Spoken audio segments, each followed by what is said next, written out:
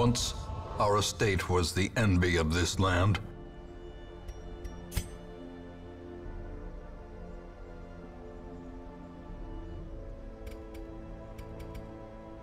I suppose that's technically possible, but it's certainly hard to believe.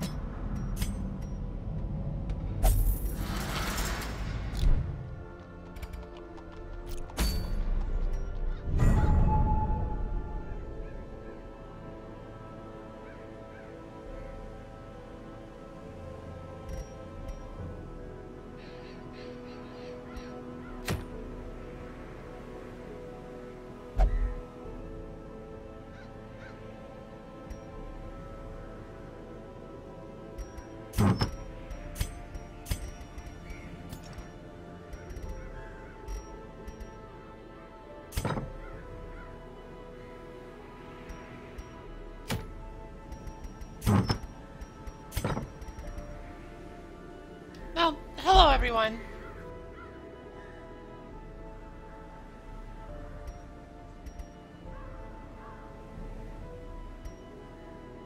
God, everybody is sick.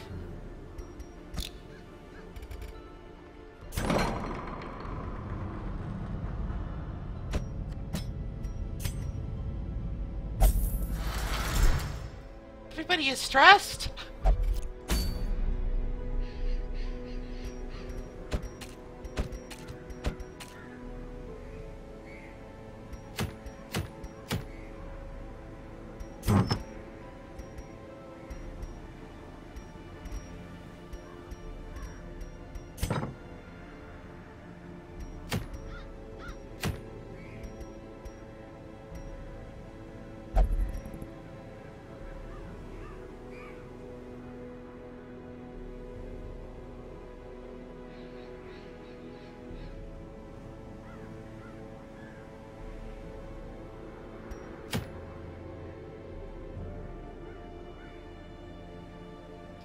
Well, it seems like a good time to open up with everybody's favorite activity, an antiquarian run.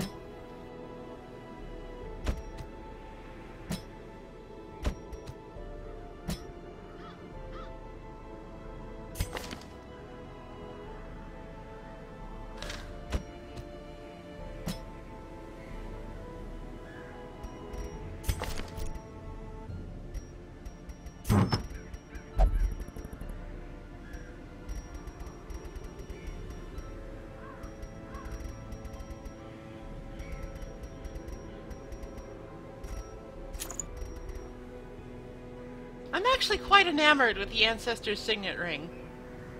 The combination of accuracy and protection is really good for frontliners like the leper, especially since he's not very accurate.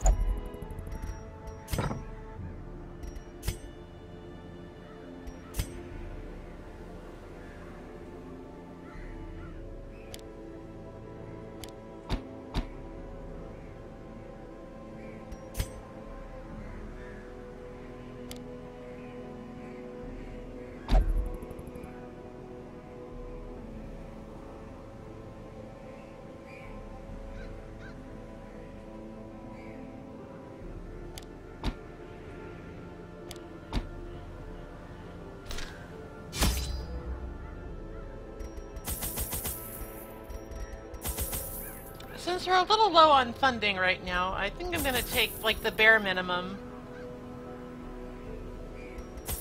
Couple of torches, just in case. In fact...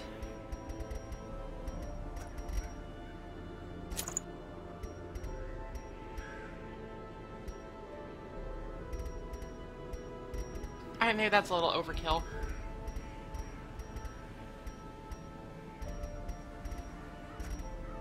We don't need that much extra damage.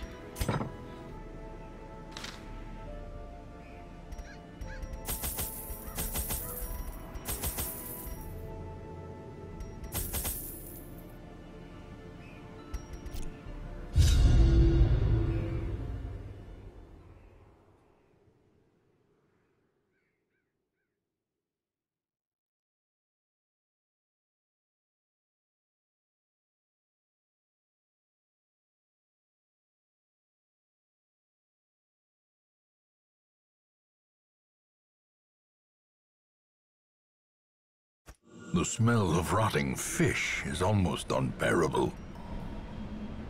Oh, I did forget to bring blood, but this won't be a long dungeon. I'm sure we'll either find some or we'll leave before it's a problem.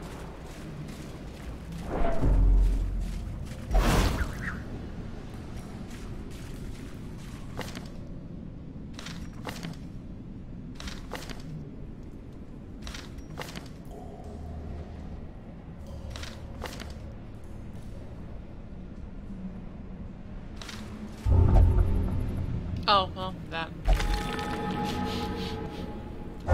sort of settles the issue. I was trying to think, everybody had full positive quirks, so I was trying to think of who had the worst ones I could replace. It turned out alright, I guess.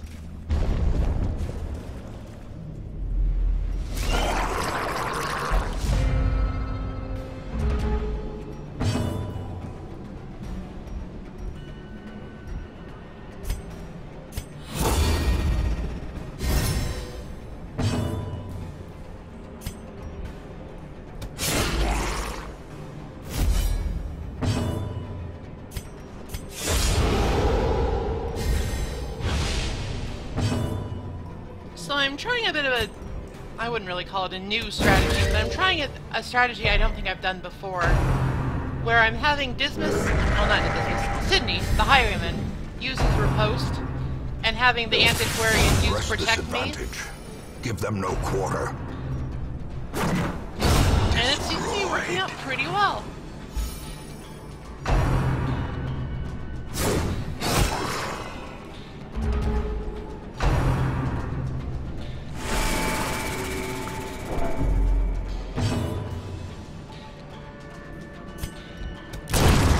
Obliterated.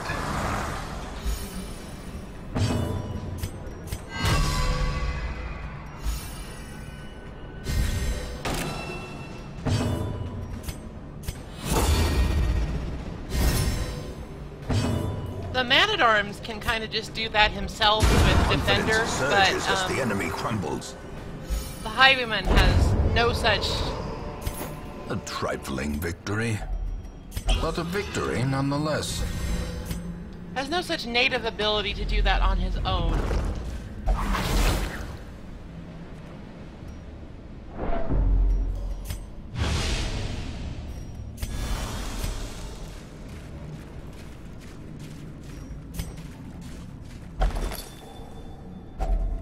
Finding the stuff is only the first test.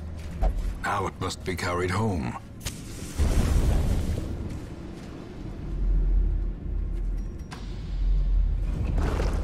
Oh my god, fuck off. Mind that such missteps are the exception, and not the rule.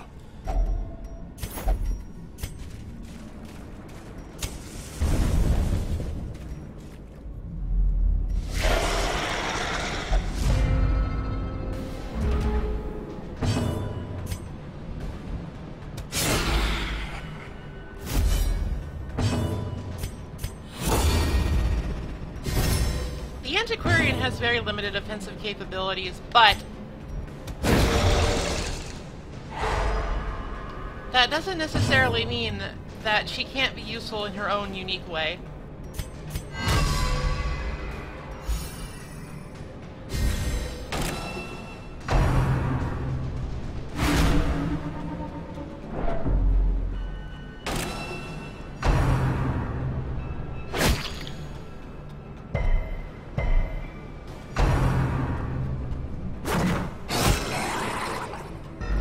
Her ability to force a bodyguard effect on other heroes is actually really quite useful.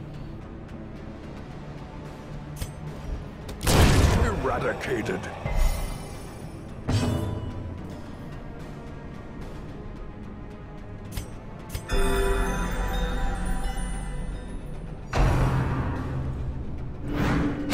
Continue the onslaught. Destroy them all.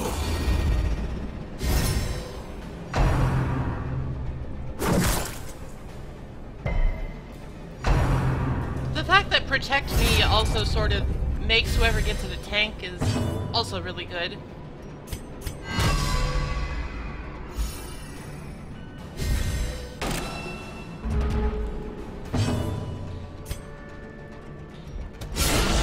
The ground quakes.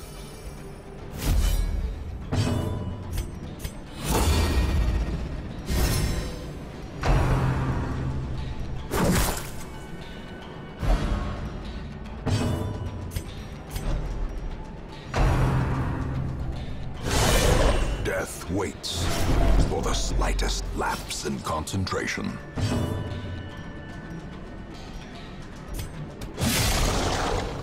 Bri might just be getting afflicted this run.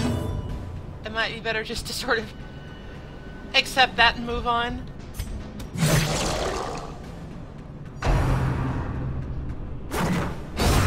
As the fiend falls, a faint hope blossoms.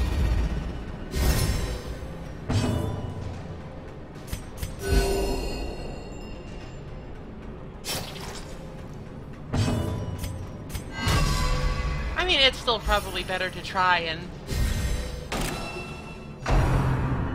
keep it from happening.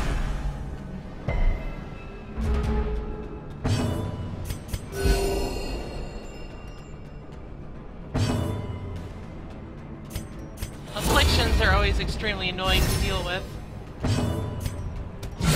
Precision and power. Their formation is broken. Maintain the offensive.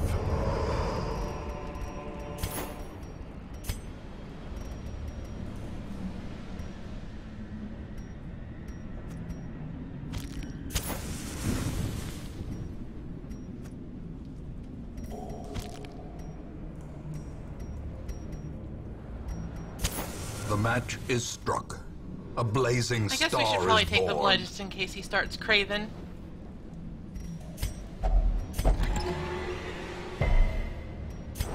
Blech.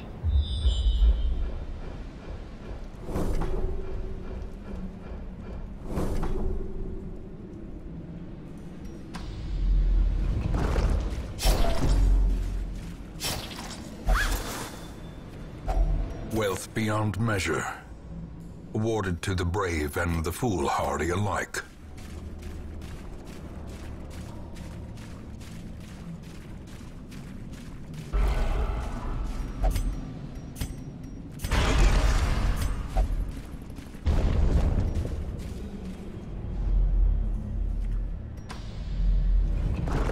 One thing that I think was sort of a missed opportunity with the whole blood system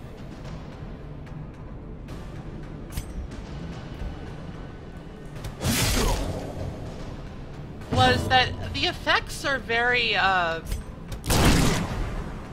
generic, I guess, is what I would say.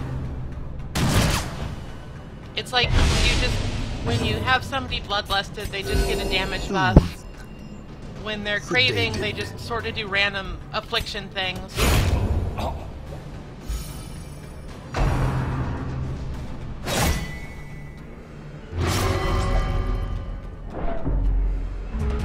I feel like that, given the nature Decimated. of how the Crimson Curse works on the enemies in the game. I think there is some potential there to sort of make things a little bit more interesting.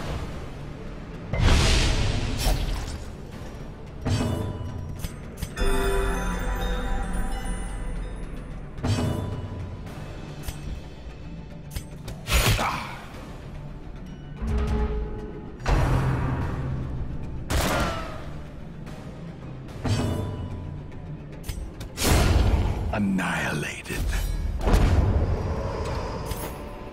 These nightmarish creatures can be felled. They can be beaten.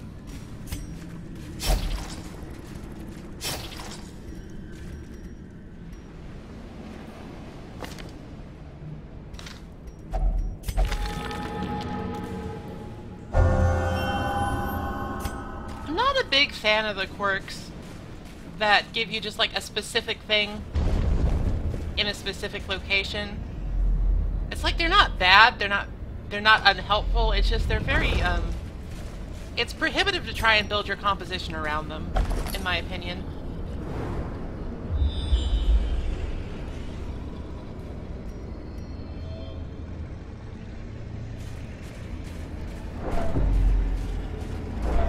And now, the darkness holds dominion. Black as death. We've scouted everything, so there's not actually much of a danger of getting a surprise attack or anything.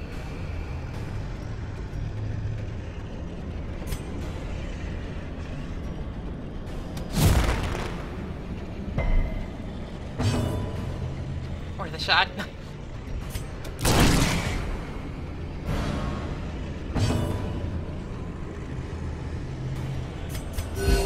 Soothed. Sedated.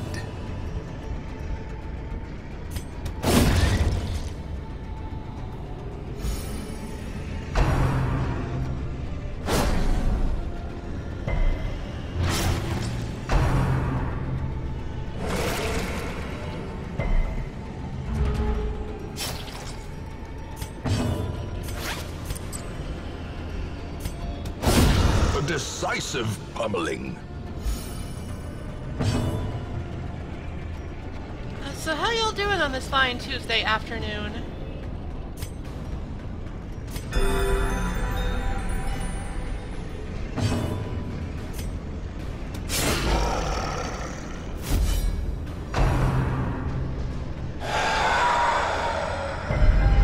The horror.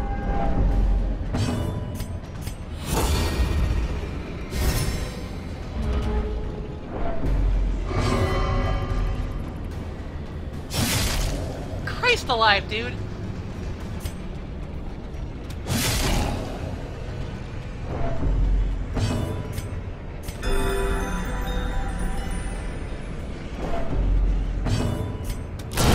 Prodigious size alone does not dissuade the sharpened blade.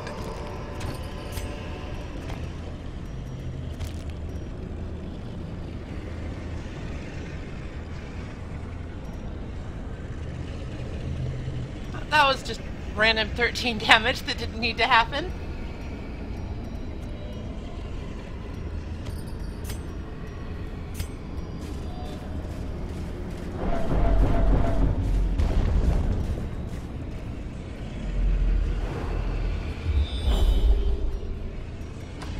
Crimson Curse can be a bit of a problem.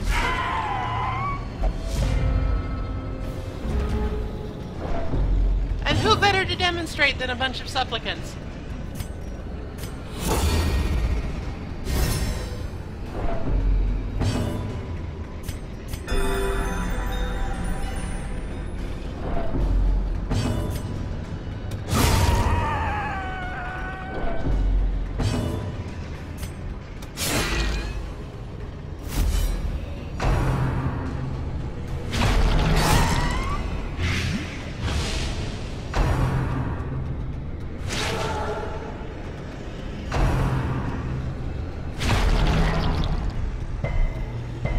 Well, at least they're not using Gather the Blood.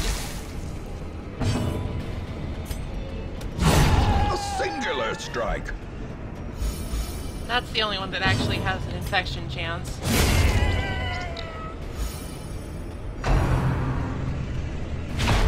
like, flight is annoying, but it's not something that will intrinsically change the way I play a character.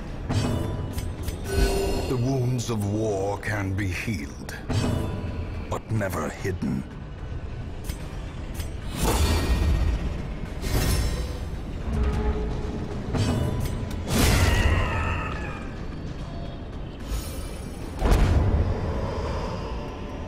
Success so clearly in view. Or is it merely a trick of the light?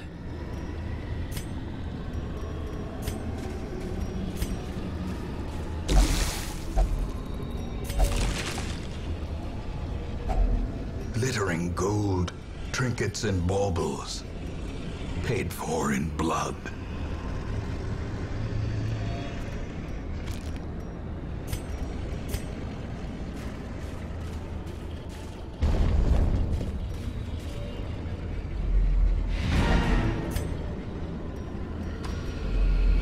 There's one more curio we can find before the next fight.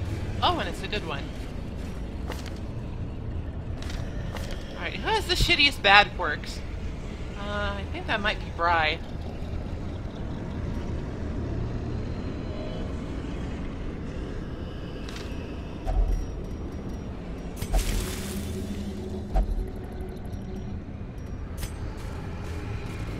I'm feeling reasonably confident, so I'm just gonna do this last fight for a chance at more loot.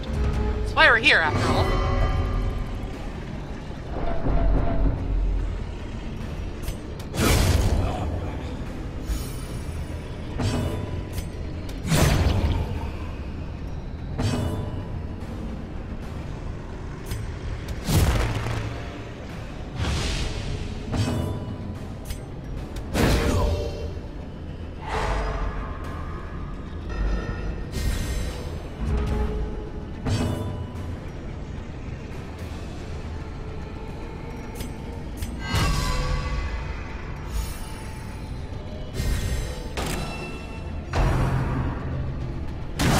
Such a terrible assault could not be left unanswered.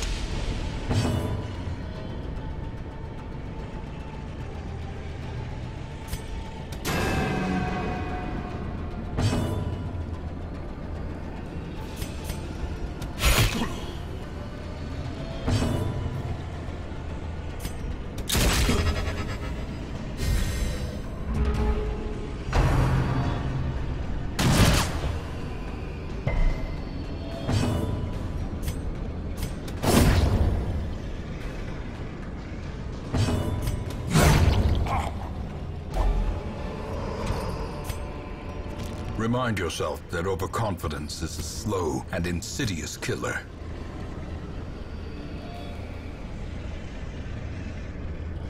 From what I Despite understand... its morbid aspect, this twisted, cavernous maze seems almost traversable.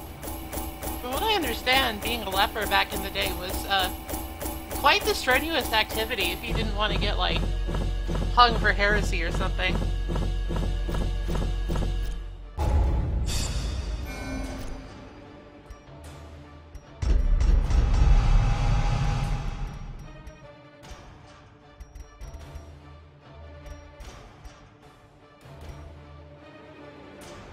Oh, an airing is pretty good for a Vestal.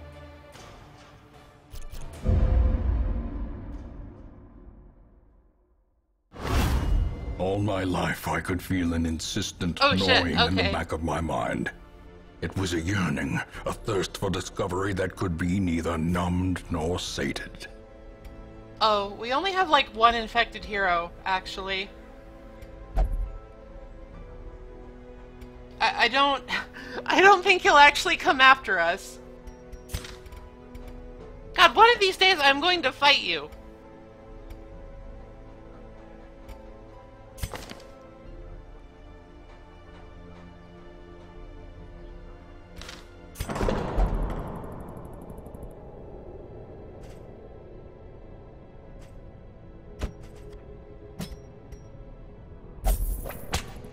Yeah, I'll send the hemophiliac to flagellate herself. I'm sure that's fine.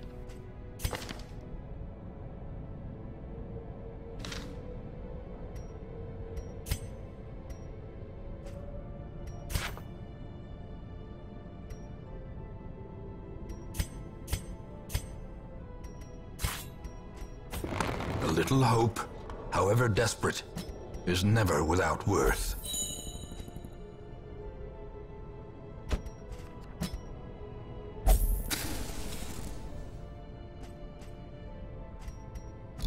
So this is sort of stupid, but I'm putting Bry with everybody else in hopes that they get infected, so I can take them out and maybe fight the fanatic.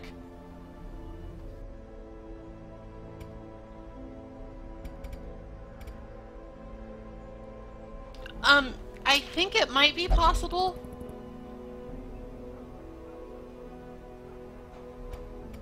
to get the fanatic to show up with just one, but I think that the chance is like 20% or something, so it's not very good.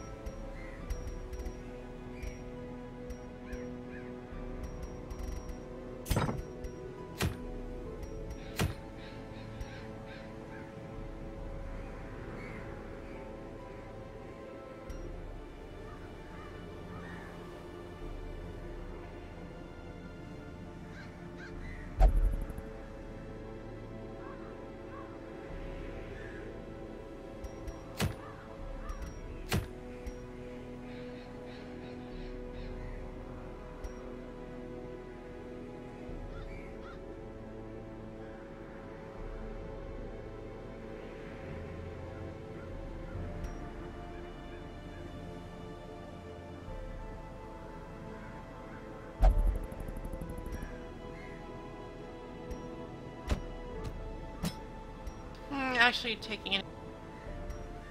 That's a bad idea, no matter how strapped for cash I am.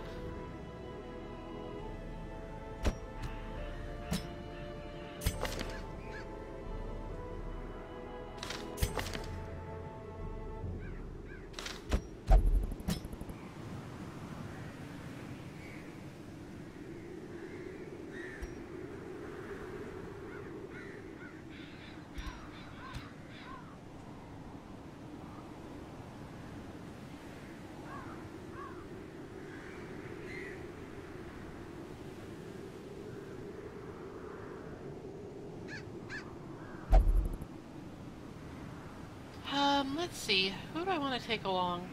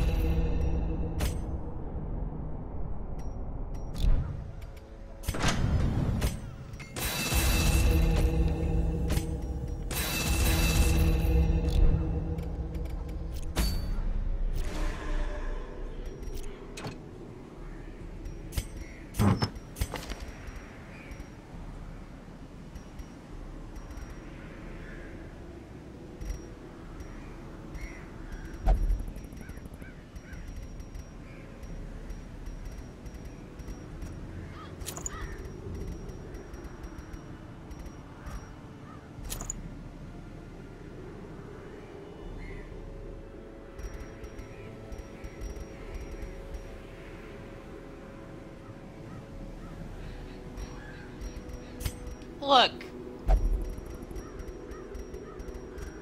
Look.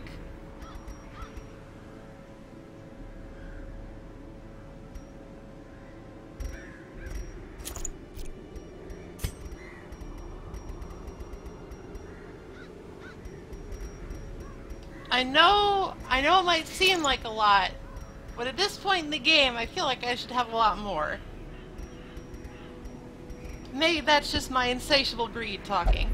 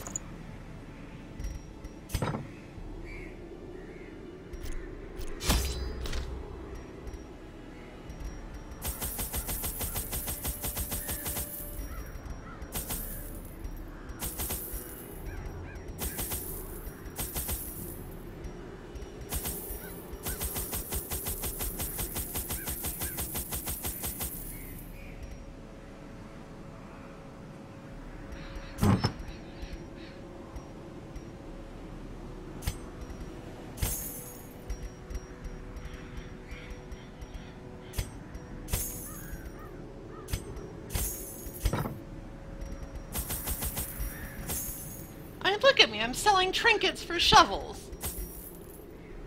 If that isn't destitution, I don't know what is.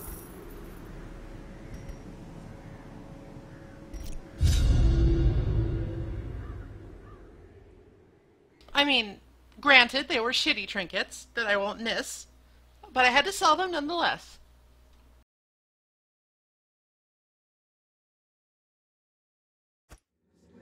They breed quickly down there in the dark.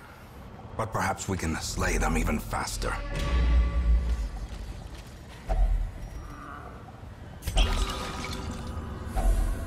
If only treasure could staunch the flow of otherworldly corruption.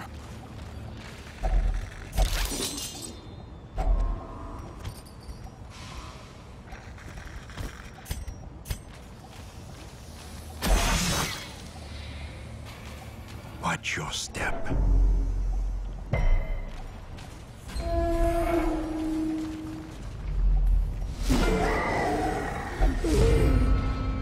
Oh, I guess the real question here now is, do I focus on the swine? I think I should focus on the Skyver, because I have methods with which to deal with the Madman stress damage, but it won't help me if I'm fucking dead.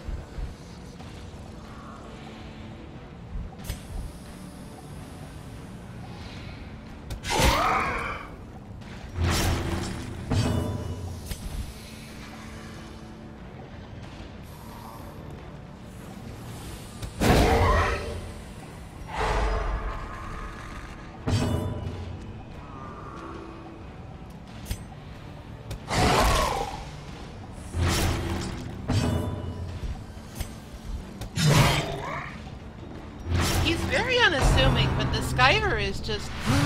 his damage potential is through the roof. Unfortunately, he's dead next turn, so I don't have to worry about it.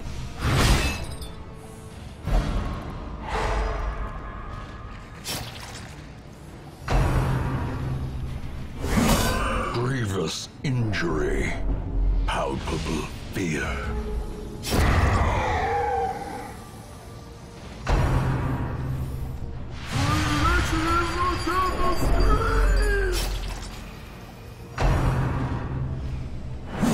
If I could move at any time, that would be good.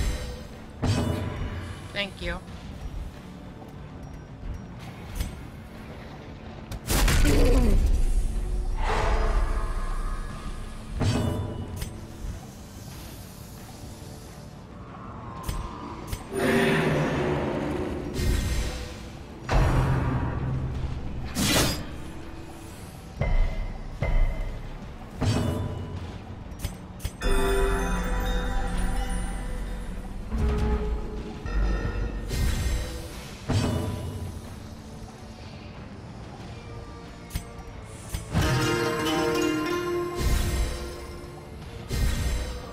The blood quickens. Slowly, gently. This is how a life is taken.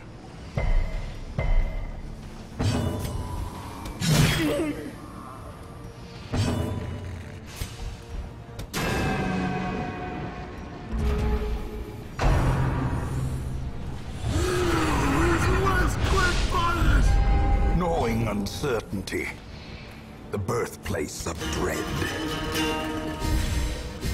The madmen are very difficult to hit. Obliterated. Not that difficult, though.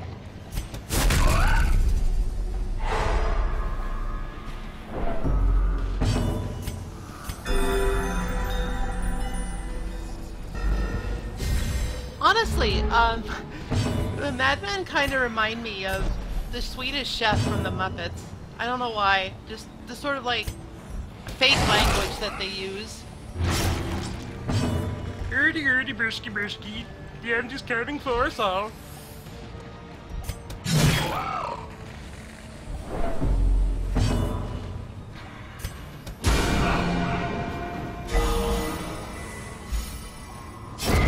The slow death. Unforeseen. Oh, neat. Unforgiving. That does mean I have to make room for that, of course.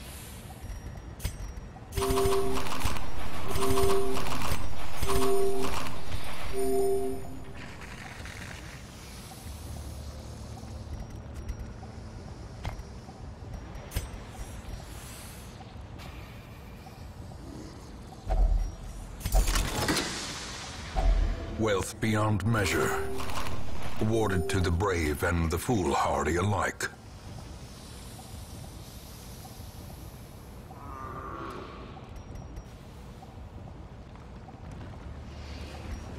I wish I'd kept the emeralds now. Oh well. Clairvoyance is not one of my talents. In Radiance, may we find victory.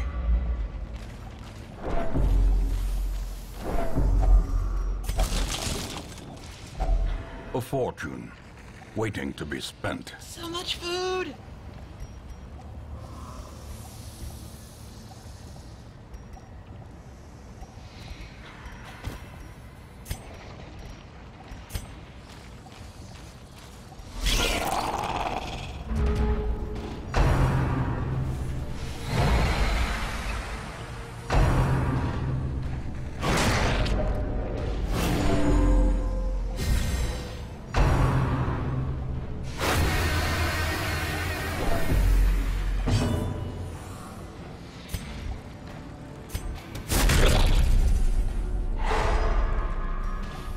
Mosquitoes might be my least favorite enemies in the game, which I suppose follows because they're mosquitoes.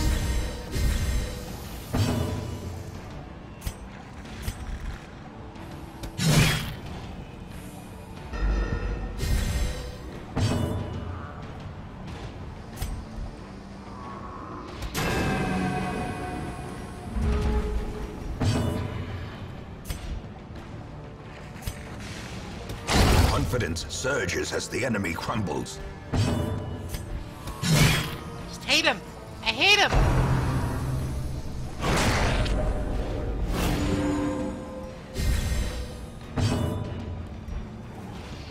Thirsty motherfuckers! Well struck.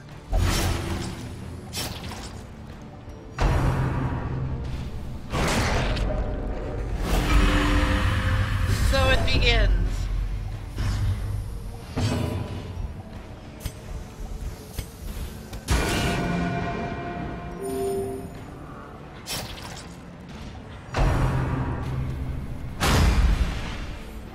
I don't know, it's like, if they didn't also do stress damage that also stunned...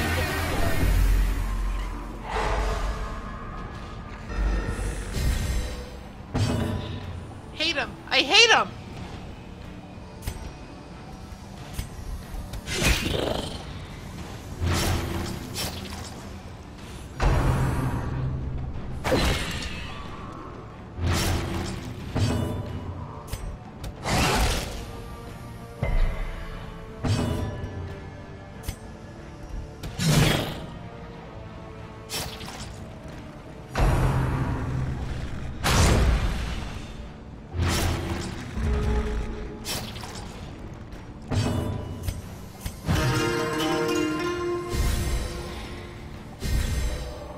time to perform beyond one's limits. I figure that's a fairly natural reaction to Mosquito, but also, I hate them!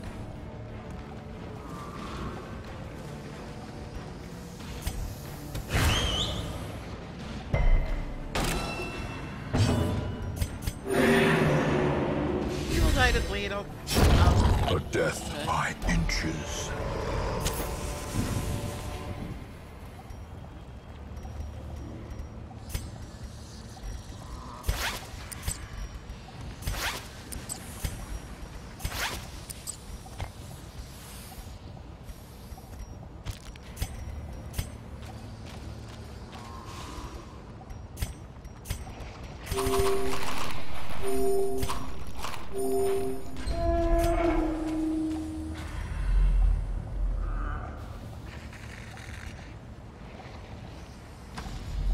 On the bright side, with all the food that we have, Such we blockages can are camp with unsurprising. impunity. These tunnels predate even the earliest settlers.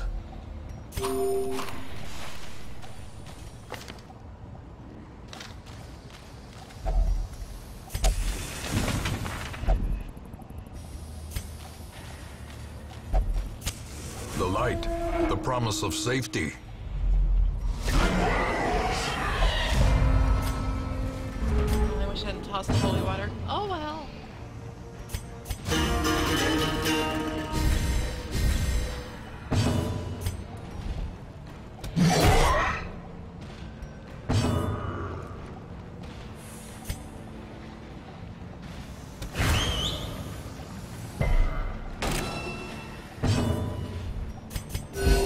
Soothed. Sedated.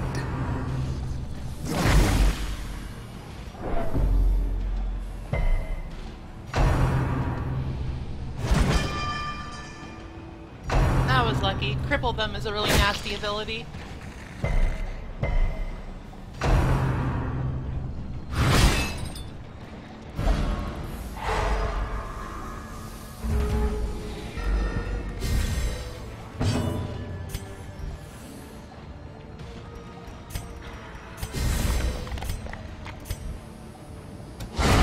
As the fiend falls, That a works. faint hope blossoms.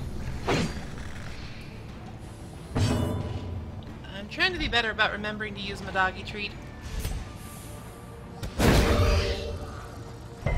The match is struck.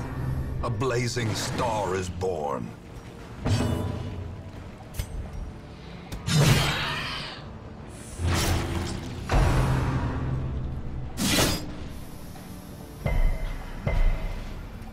It's quite the useful buff, and it also takes up inventory space.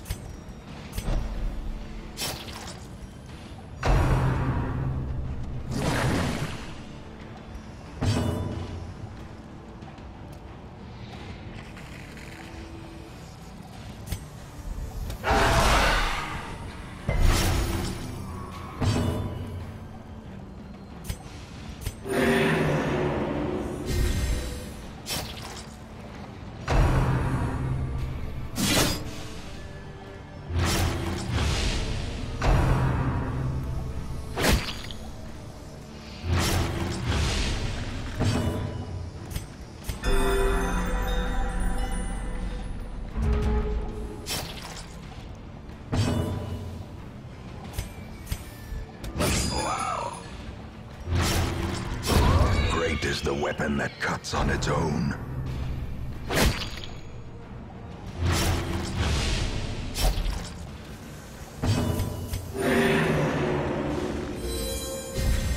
Inspiration and improvement.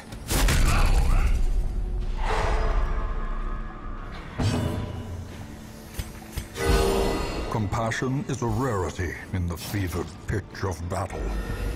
I mean, it's really not, Grandpa. I heal a lot in this game.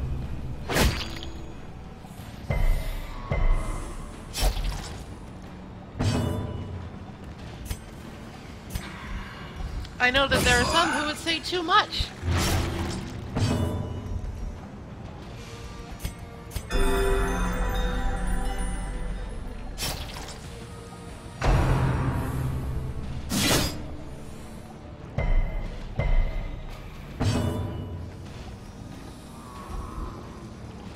he will die next turn. So if I stun this fella, should be free to have a couple of sandbag turns.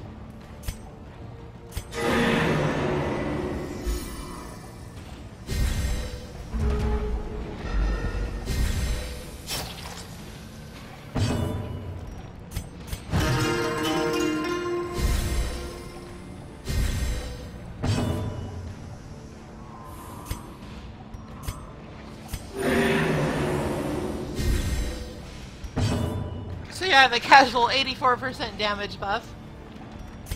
The wounds of war can be It probably healed, won't come into play, but you know, never hidden. worth. Continue the onslaught. Destroy them all. As victories mount, so too will resistance.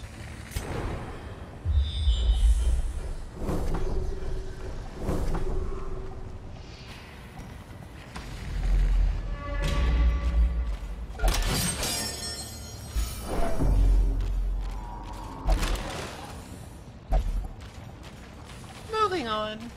I think we'll camp now just because we can.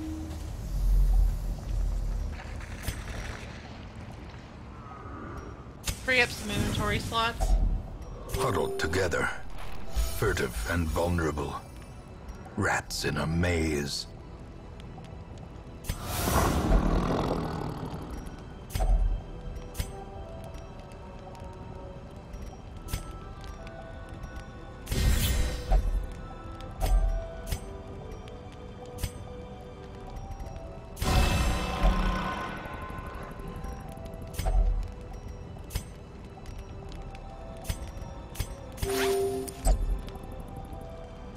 Oh god, don't do that!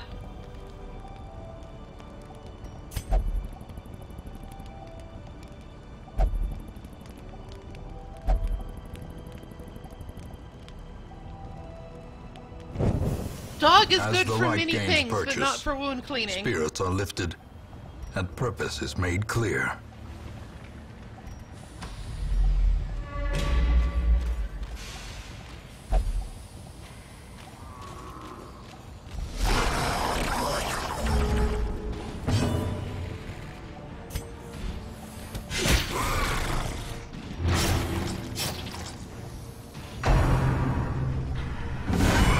Death waits for the slightest lapse in concentration.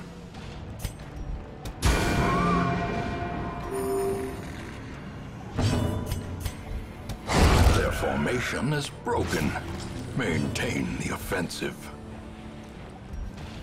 Sometimes this game gets to me in ways that I don't quite expect it to. Like, this gigantic thing, don't even care. Using a dog to clean a wound, don't want to talk about it. The wounds of war can be healed, but never hidden.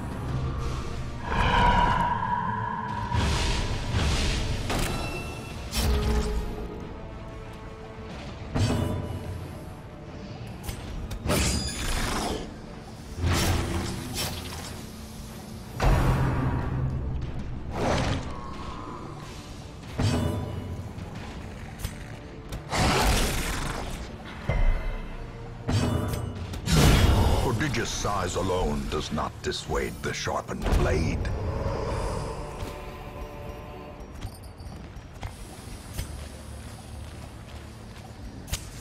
The way is lit, the path is clear. We require only the strength to follow it.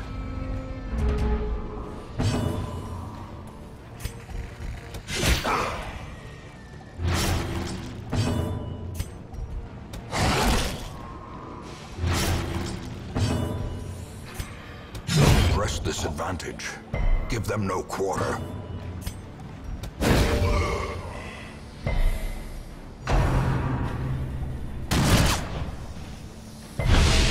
It reminds me of, when the game The Evil Within first came out. I remember, I think I was watching, like, Patrick Klepek or somebody stream it. And, like, I was completely unfazed by basically everything in it.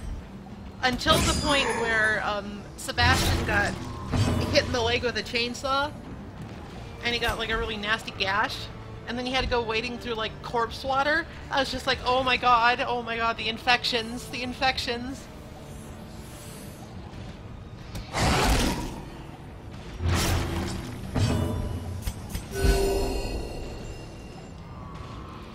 I have a very narrow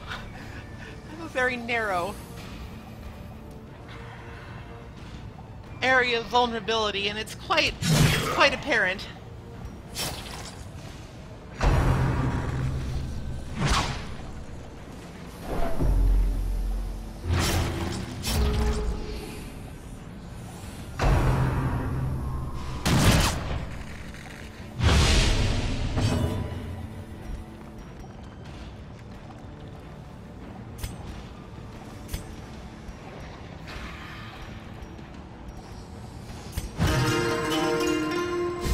It turned out that Sebastian was actually in some sort of strange mind construct, so I guess he really couldn't have gotten that infection The bigger from that, the beast, unless he the greater the believed that he glory. did.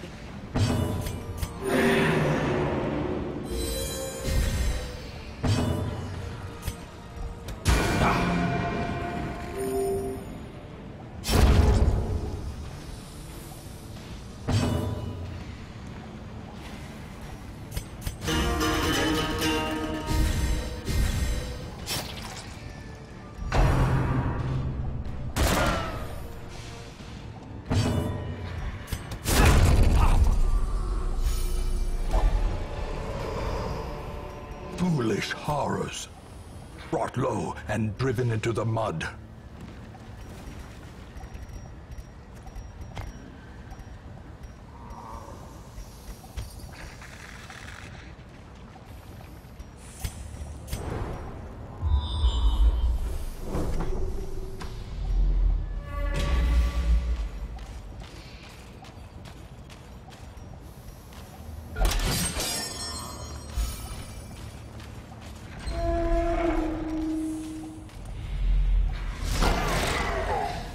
Things that scare me in games is an interesting topic.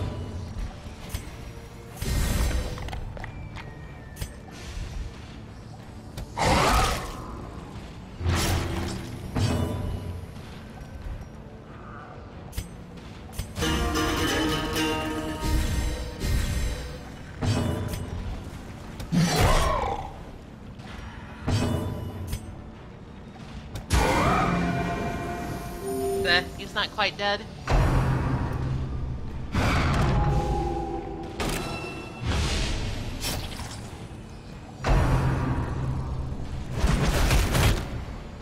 I wish I had an AoE skill that was that good.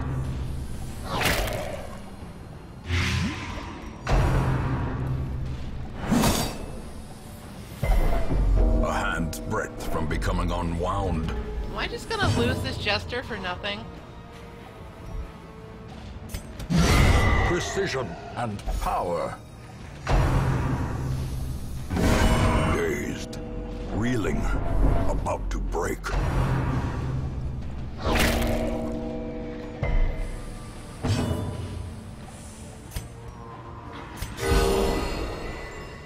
All right. How quickly the tide turns. Christ.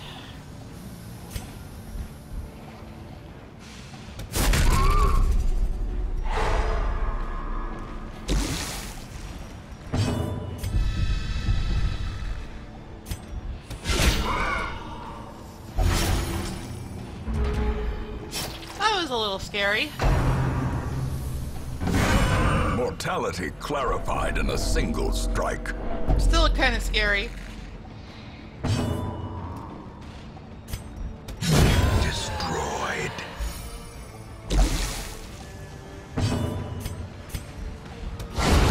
Decimated. So I think we're camping after this.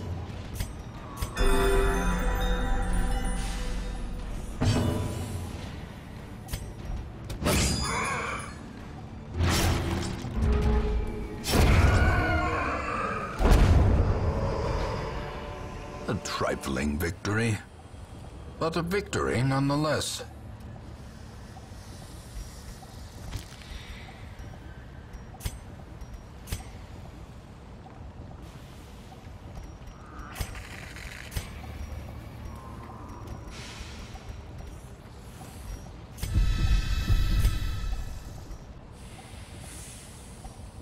There's still a lot of dungeon to go, but that was... I think that warrants a sit around the fire. A spark without kindling is a goal without hope.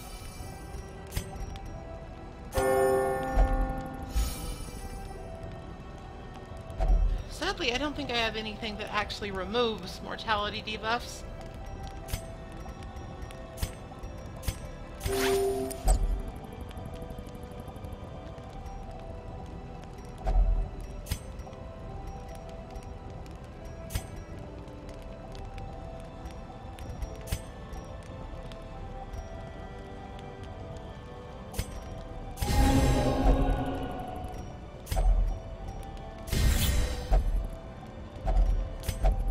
Oh, it should be fine. Hopefully we don't get another, string of unfortunate circumstances like that.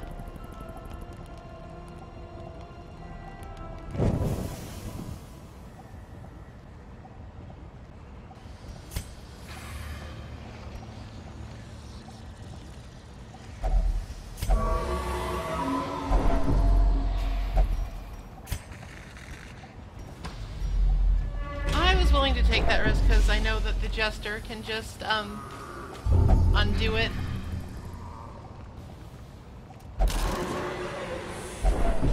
Though that was unintended. I feel like a Vestal that wants her hands on an authentic Eldritch sample.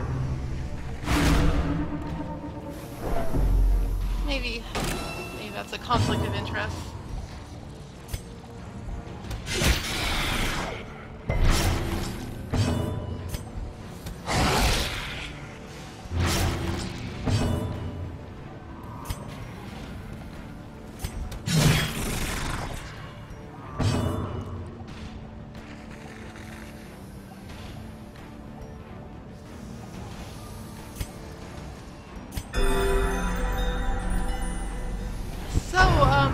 Looking at the chat, it seems like a lot of people have a fear of underwater things, so I apologize for streaming Subnautica so extensively.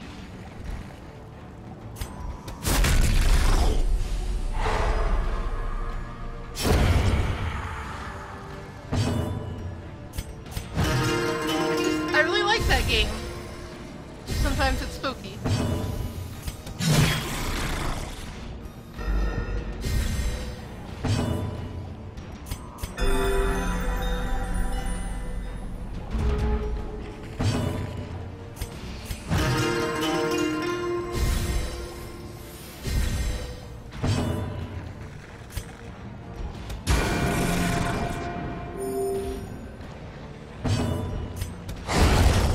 Victory. Perhaps the turning point.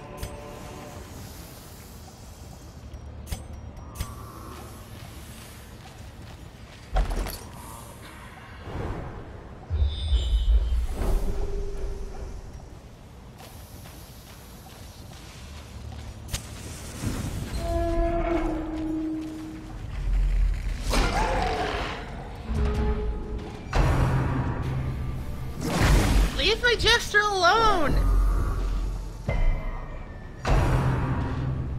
Thank you. I would like to play Sea of Thieves at some point, though. That is money I don't really have to throw around.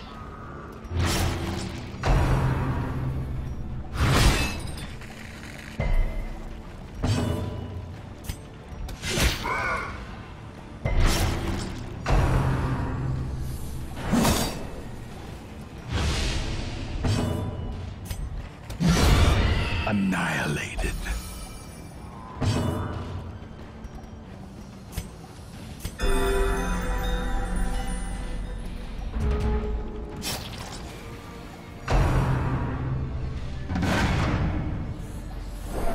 Okay, so this is funny. I was watching, I think, the Giant Bomb stream of Sea of Thieves at some point, and I was going along with it because then they found out that they could drink beer below decks, and they just kept doing it until they started having alcohol-related gastrointestinal problems, and that actually kind of freaked me out. So that's where I am about scary games.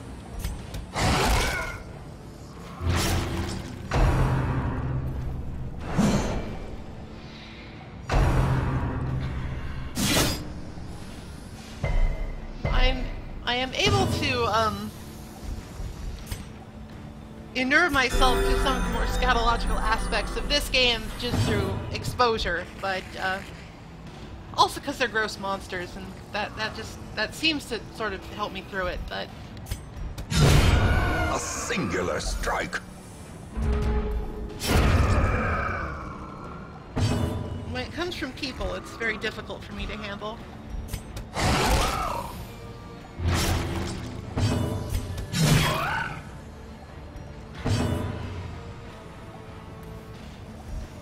Yeah, I have heard that Sea of Thieves is sort of in a No Man's Sky sort of state. And you know, that's fine. I think games like that, where they start with a solid foundation without much there and build on it over time, I think that's a viable way of making a game.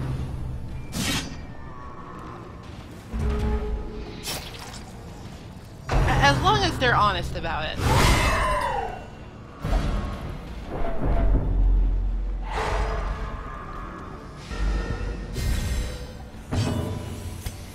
I think a big problem with No Man's Sky is that they kind of weren't honest about it, about where the game was going to be when it released.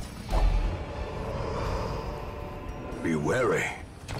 Triumphant pride precipitates a dizzying fall.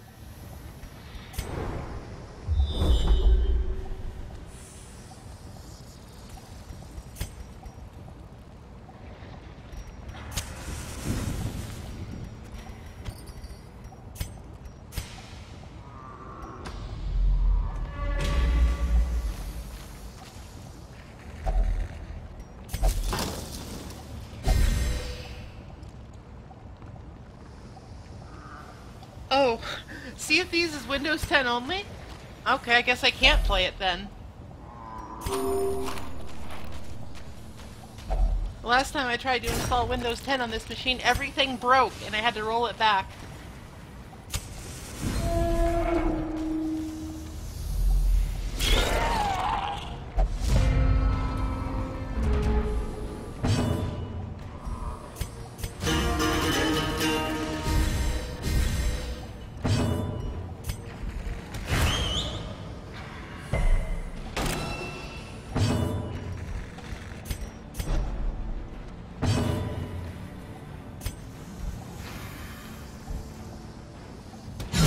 Eradicated.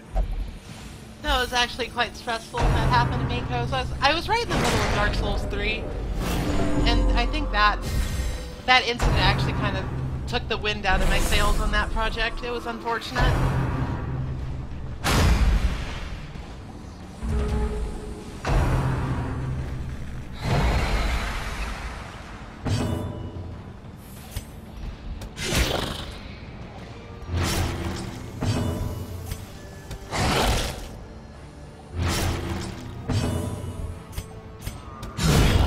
The ground quakes.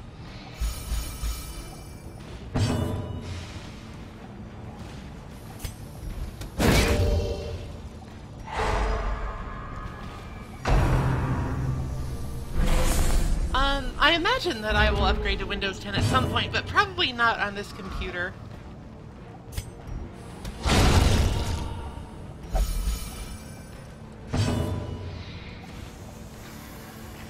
I'm probably due for an upgrade either, like, this year or next year.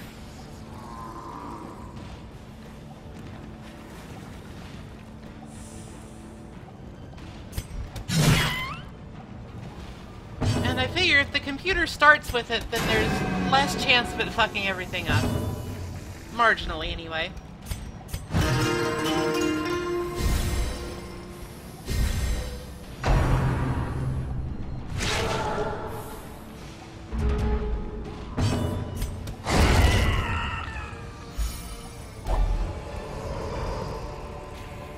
Remind yourself that overconfidence is a slow and insidious killer.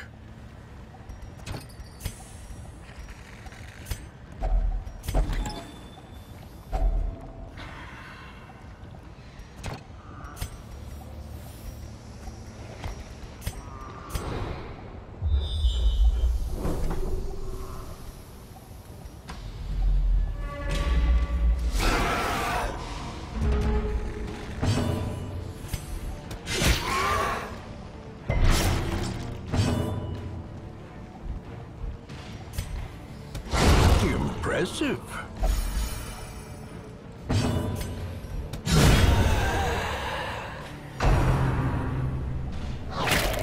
Munch. I have to admit, the attack naming in this game is a little eclectic sometimes.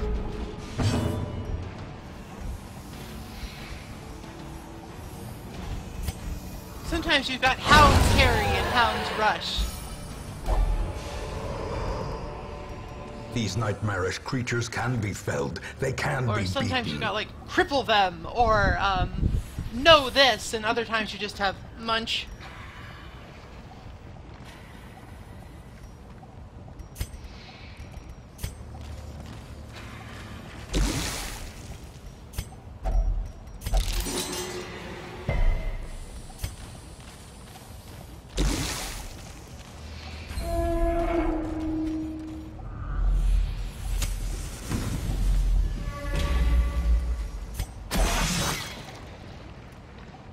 Curious is the trap maker's art, his efficacy unwitnessed by his own eyes.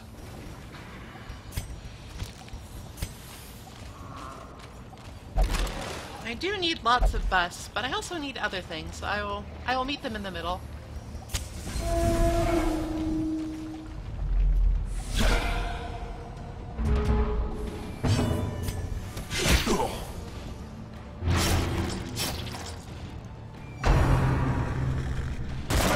Don't believe I have any stealth revealing moves on this team, which is unfortunate, but what can you do? Except put some on.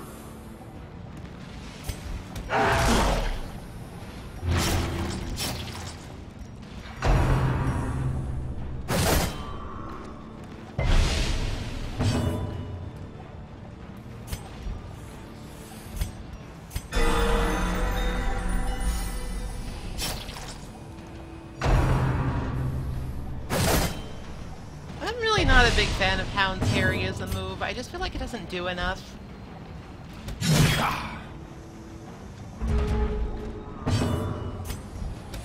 A devastating blow.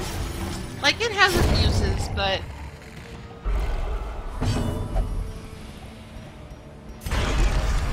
Have a blast.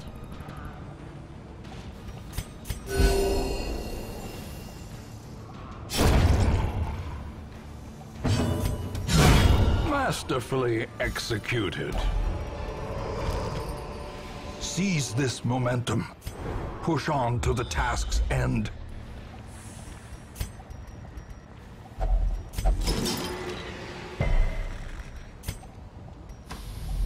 You could have just looked at it. You didn't have to stuff it all in your mouth like an idiot.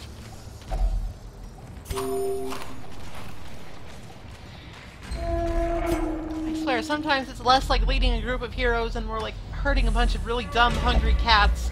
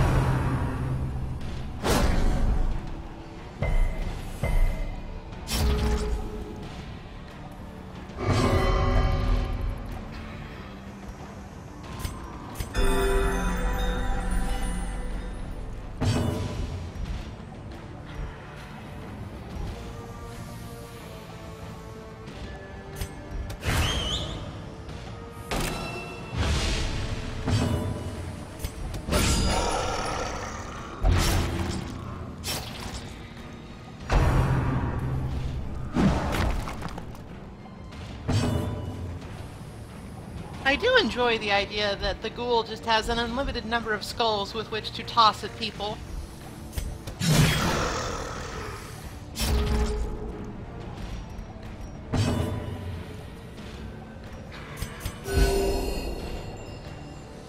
Just like an unending flurry of skulls being thrown. Their cursed champion falls. Oh, hello, what's this? Rampart Shield. That's not very good, but it's novel, so I think I'll take it along.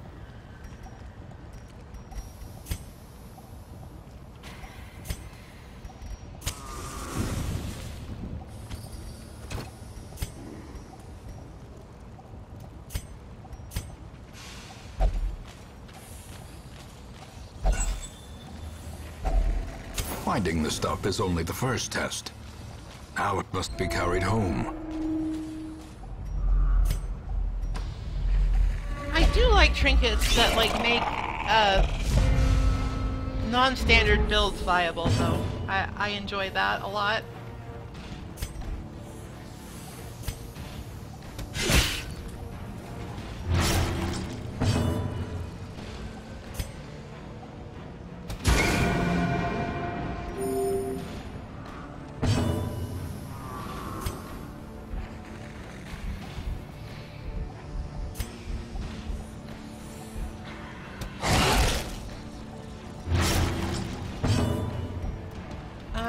I'm not really sure if you could count that one as a non-standard build, because mostly it powers up the stun,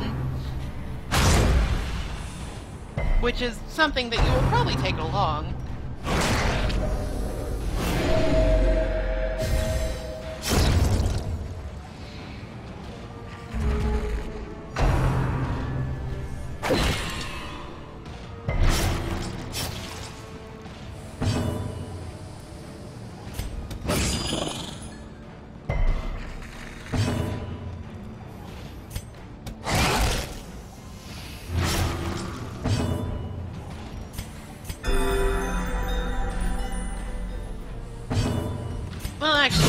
A decisive pummeling. Most of my Man-at-Arms exploits recently have been more focused around riposting and guarding.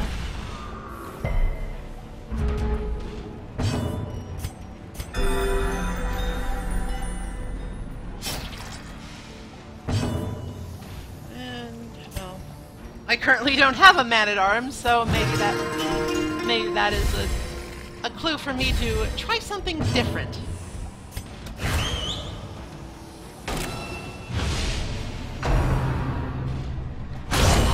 Unnerved, unbalanced.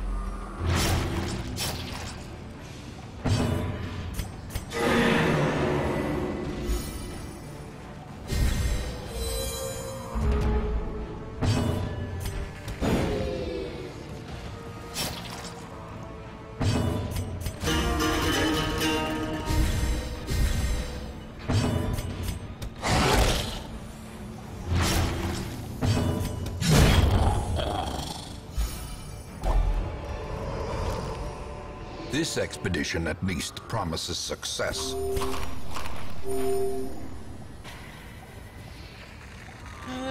What are the odds of a hunger check between here and there? I'm guessing about 100%, so let's not.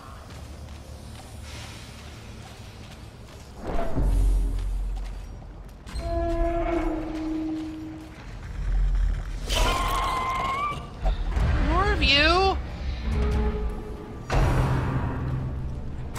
Exposed to a killing blow.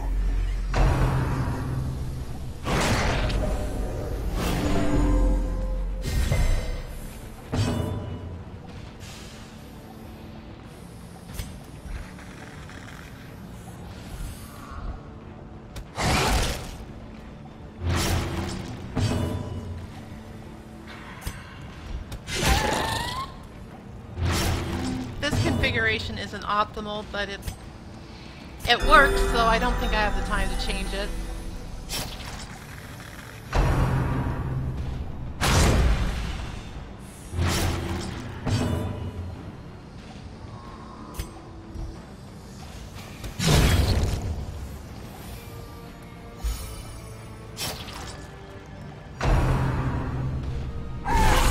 a dizzying blow to body and brain.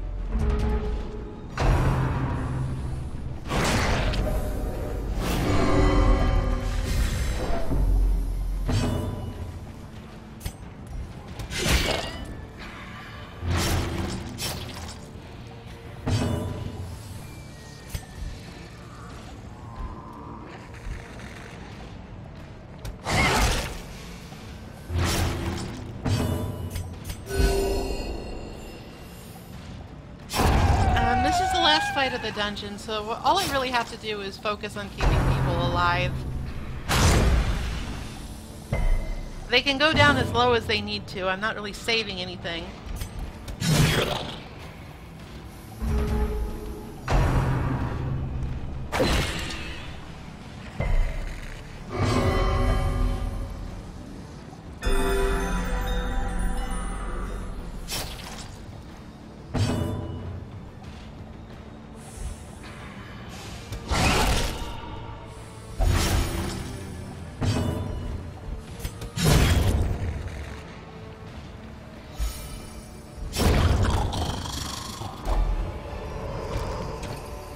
Success so clearly in view.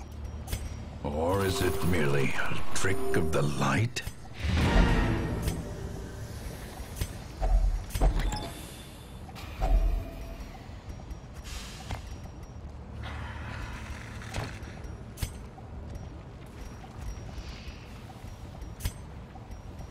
Okay, pretty good haul. Lots of heirlooms. Some experiments should have never happened. And we You got are the doing Ancestor's just 10, which work is a really ending strong them. trinket. It gives a universal plus 15% damage to melee skills, as well as plus 5% critical hit. I would prefer it if it accuracy instead of critical hit, but that's just because I'm boring.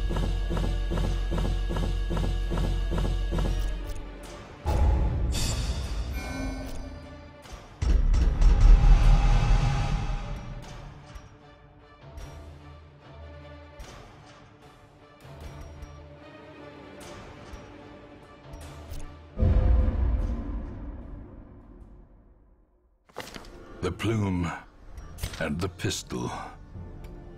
A fitting end to my folly, and a curse upon us all.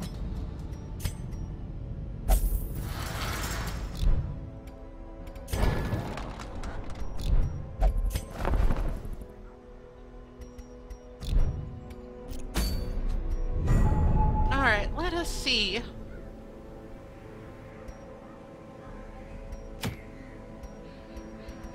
What options we have.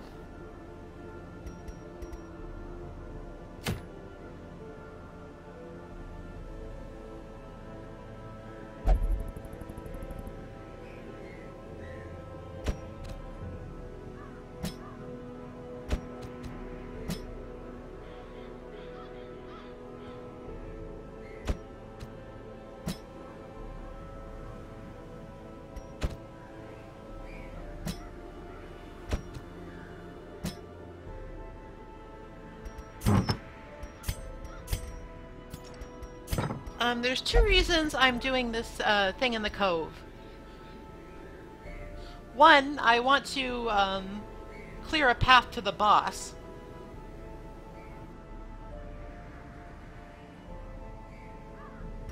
Two, it's one of my only medium missions available, and I still need to level these folks up. And three, Antiquarian Run, hell yeah!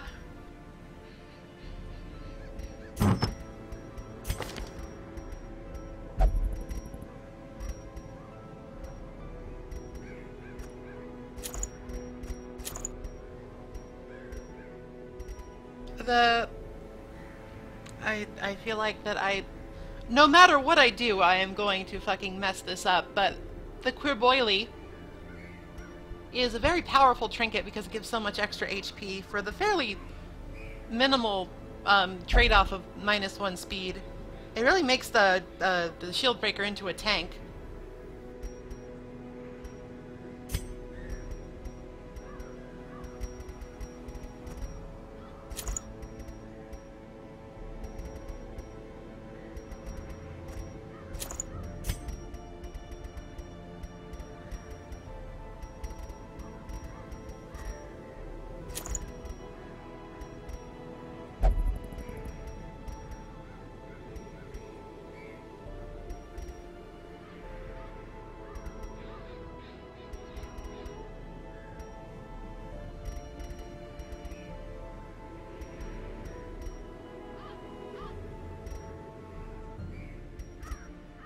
I'll probably run into more bloodsuckers. Oh, actually, I'm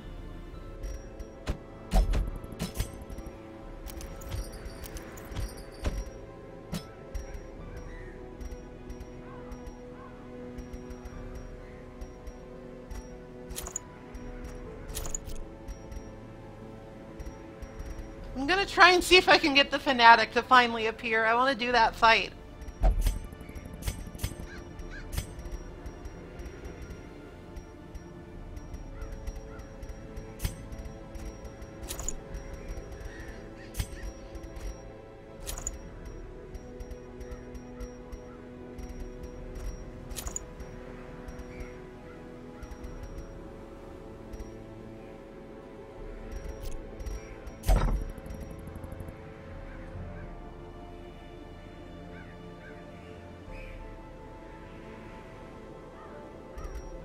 I would bring along Fassard, but she can't come on veteran missions anymore. She is too far beyond that level.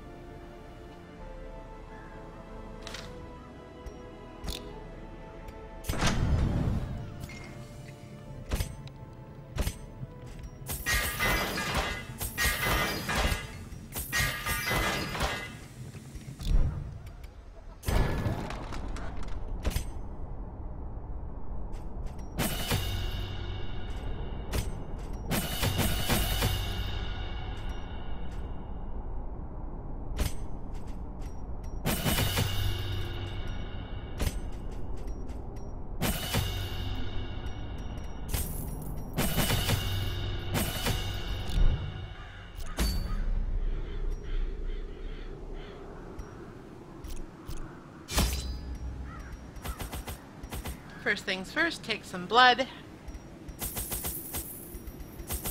Tired of forgetting obvious things like that.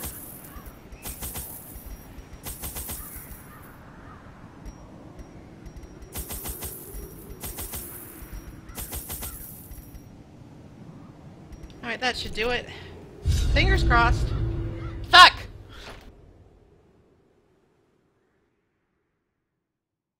Why is this guy so elusive?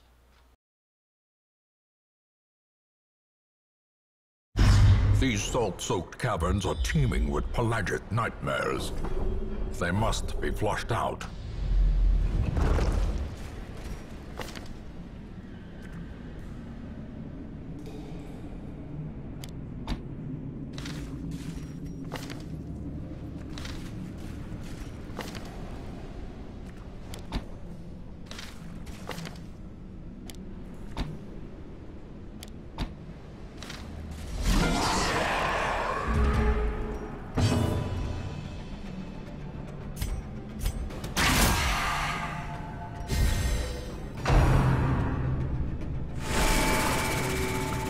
I swear to God, I will find this idiot one day.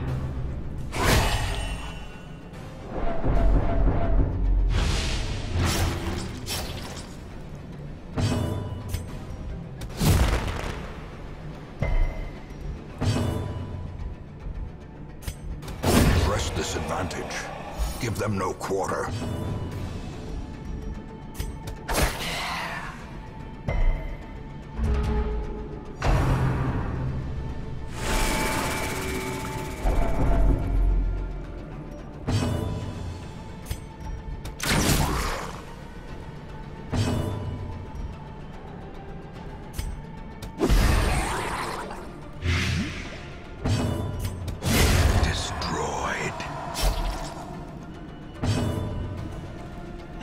Maybe it was for the better. I don't know. Confidence surges as the The enemy Antiquarian is crumbles. not the strongest fighter, and I'm not sure... Having never found him, I'm not sure how strong the Fanatic is.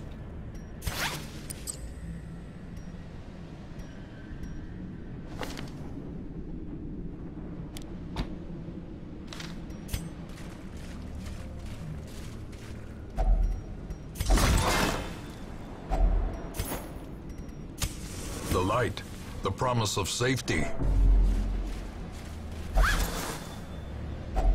A fortune, waiting to be spent.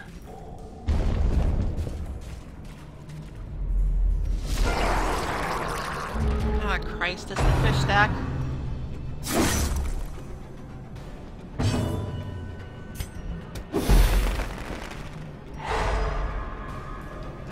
need to focus on damage control. And now the Because true Chatwood test. is already on death's door. Hold fast Ah! or expire.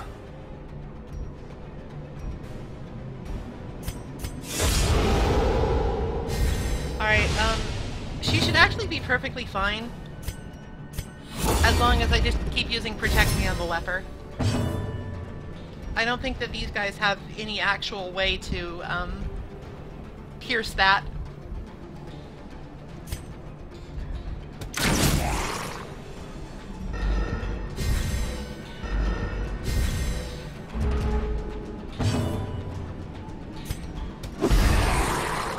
Oh, maybe I should use, bandages to get her off death's door at least.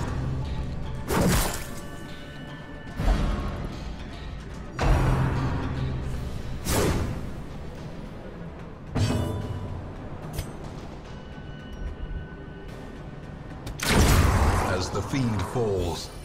No, a I like to faint live hope dangerously. blossoms. This is a lie. I'm just lazy.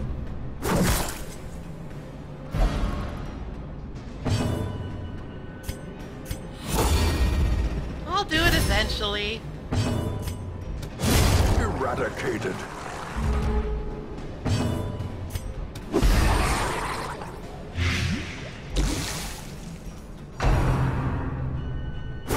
How quickly the tide turns.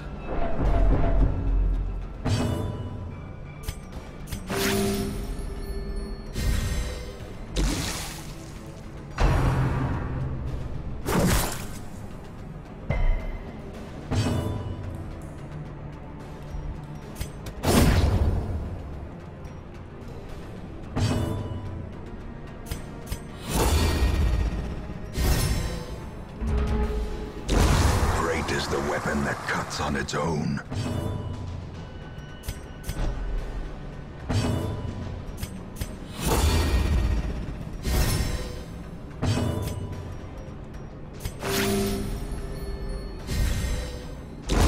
For death by inches.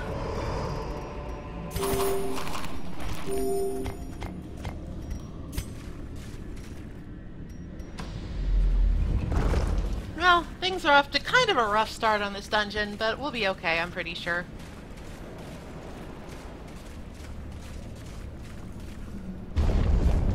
They can't all be fish stacks. Probably.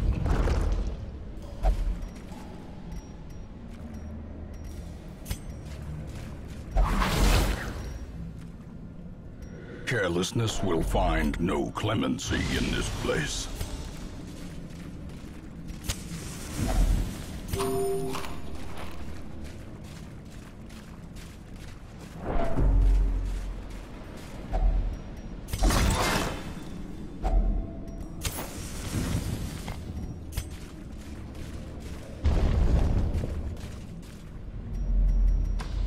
It's a pretty short dungeon anyway. Another mariner, another misfortune. Oh, coral.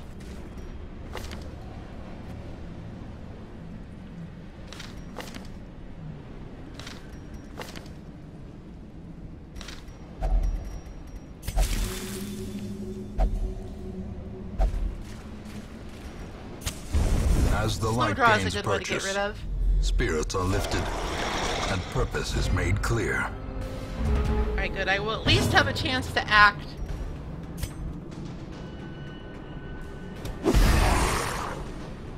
Before they all gang up on one person.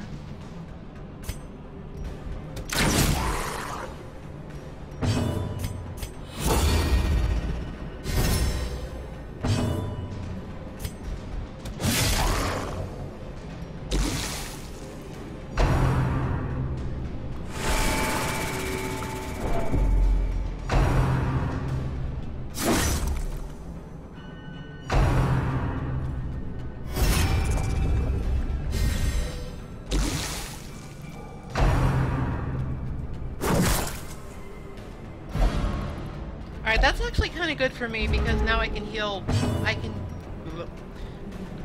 She can heal herself. I can't do anything. I am just the advisor. Slowly, gently. This is how a life is taken.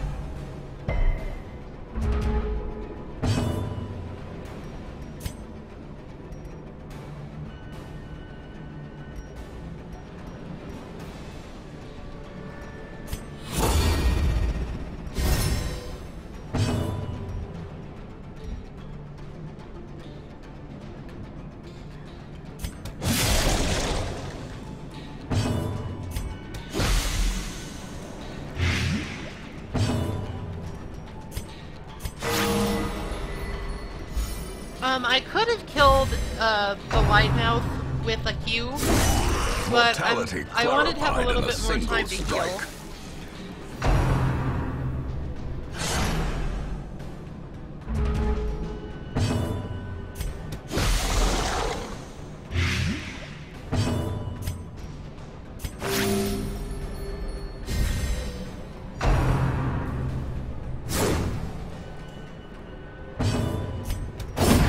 Go ahead and get rid of them now. Destroy them all.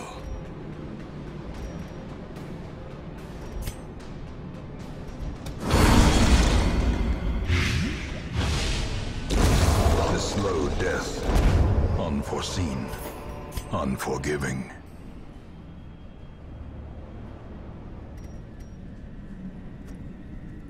Probably won't need anti-venom in here.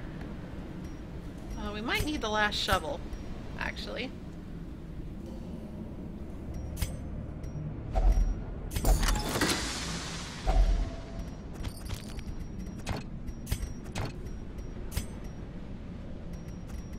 Alright, nobody likes citrine. Well, that's not true. Citrine is a perfectly lovely gem. It just isn't worth very much in this game.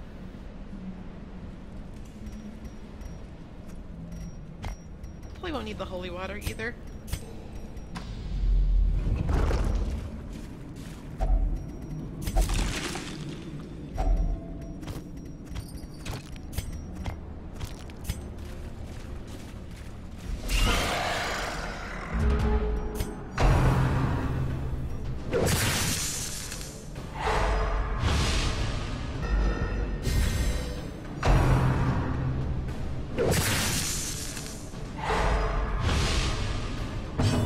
That's irritating.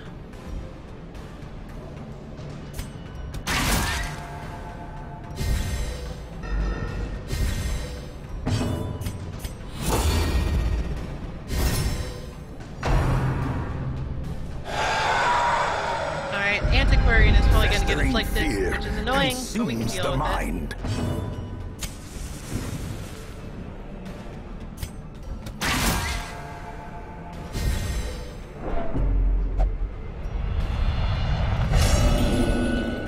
Perfect! All I want you to do is have other people protect you anyway. At any cost.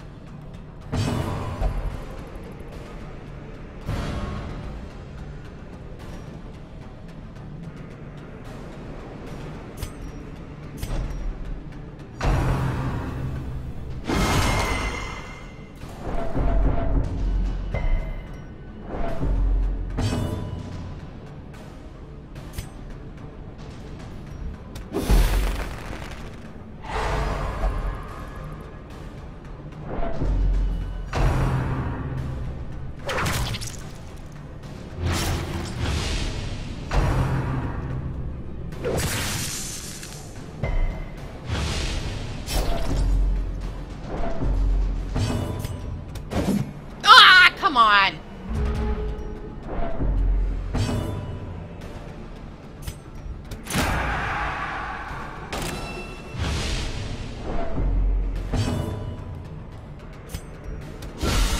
A singular strike.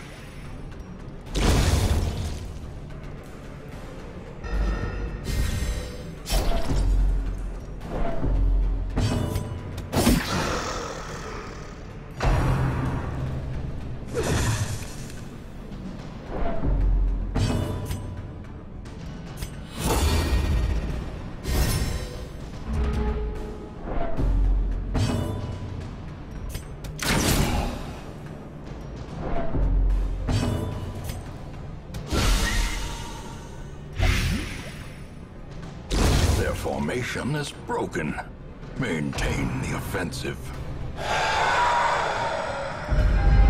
horror.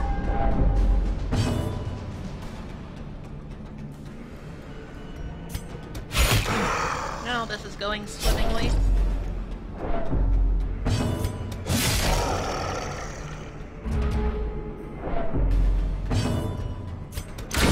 Prodigious size alone does not dissuade the sharpened blade.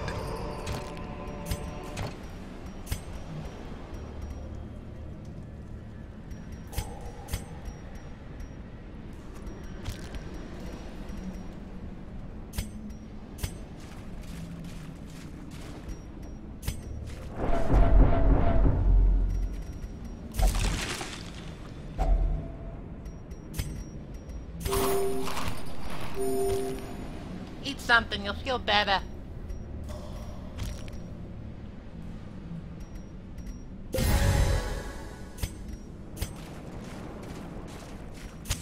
In Radiance, may we find victory.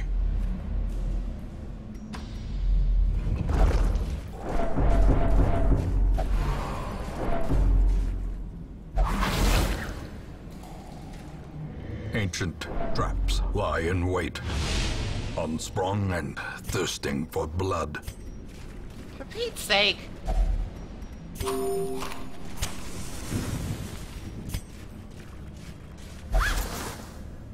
I hope we're almost done.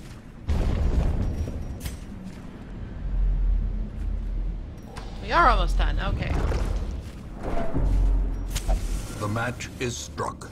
A blazing star is born.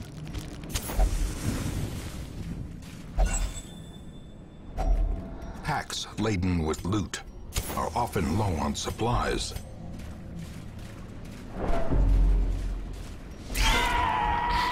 Alright, well, time for a bunch of other afflictions, I guess.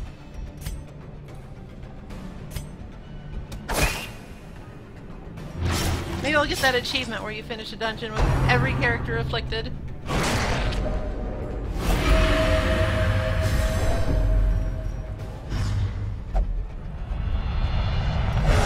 Oh, nope. I mean, that's good. A moment of valor shines brightest against the backdrop of despair. That's definitely good, just, you know, I was hoping for a Chivo. I gotta buff up my gamer score, because it's 2008.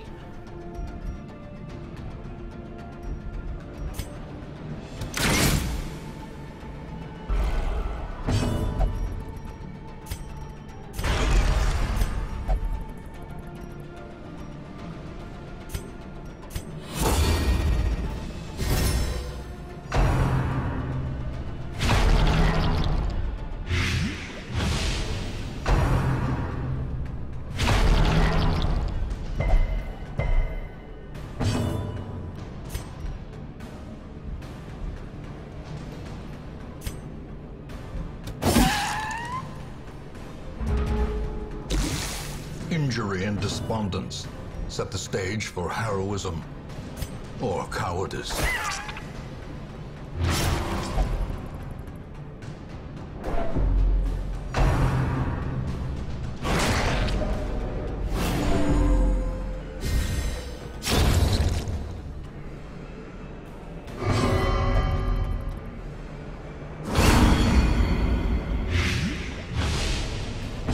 Acceptable, I guess.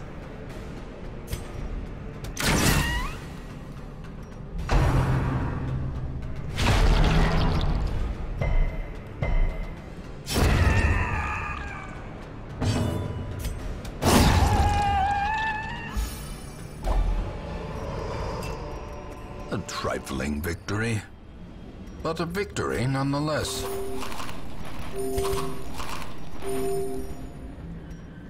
Alright, time to use all of our food to heal up a little.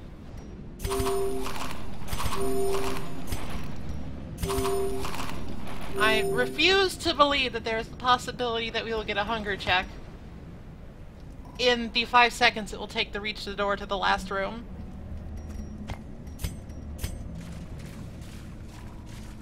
That just beggars belief.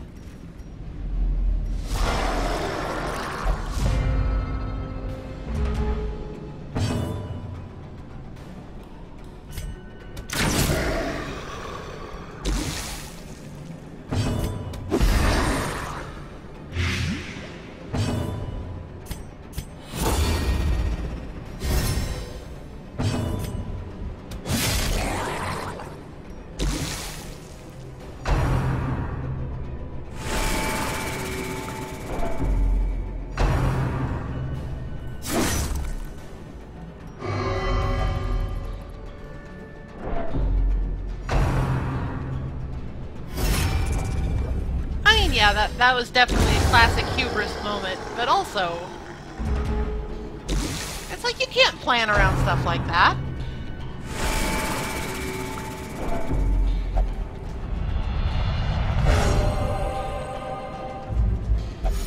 moment of clarity in the eye of the storm.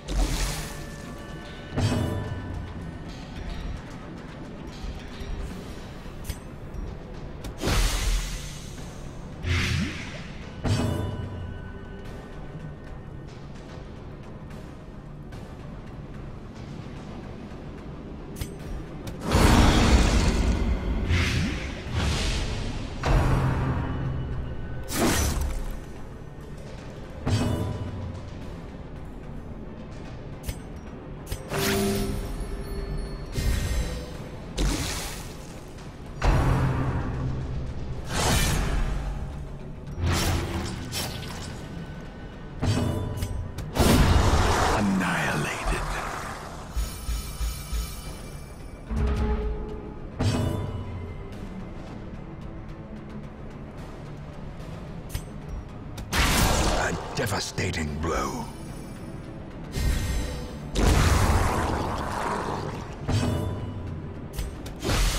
Well, somehow we managed to make it through this with only one character getting afflicted, so I would call that pretty lucky.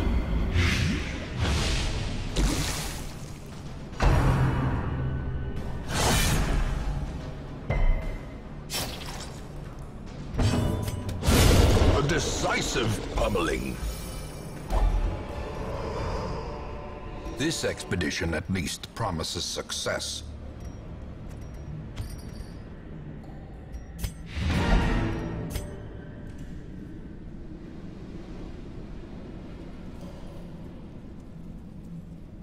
At last, wholesome marine life can flourish. If indeed there is such a thing.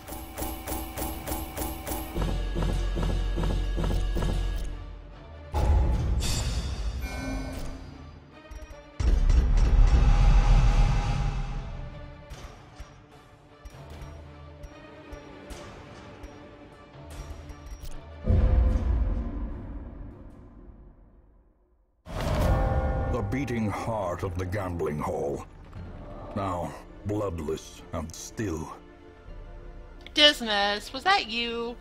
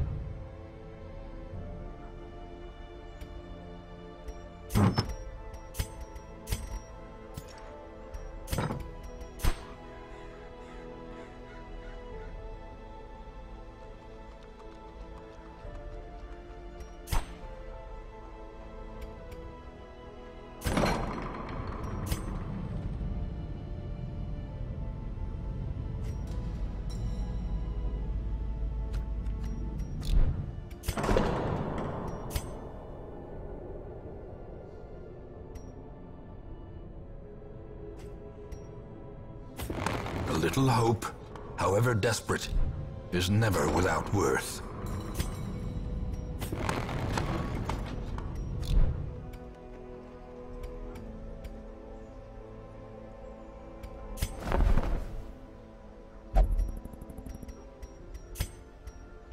My search for a new, reasonably leveled man-at-arms continues.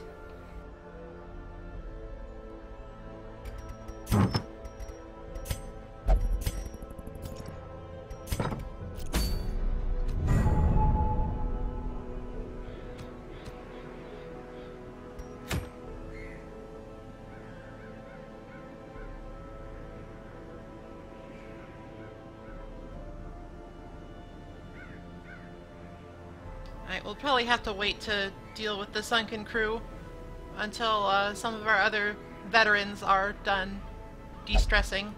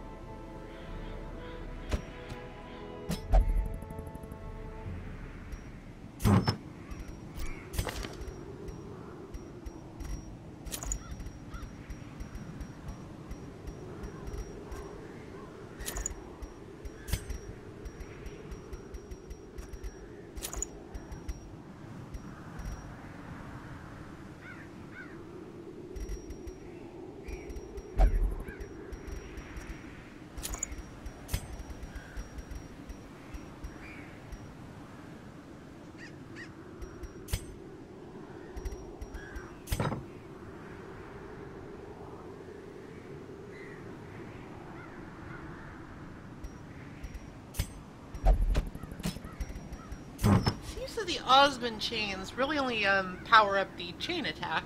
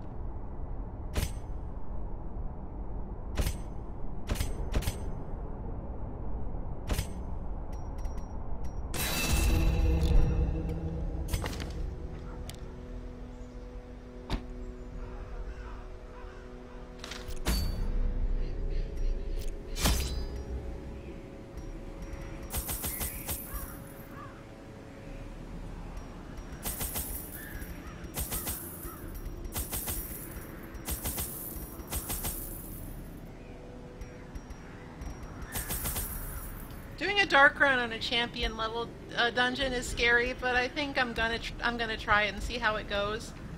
I really need money.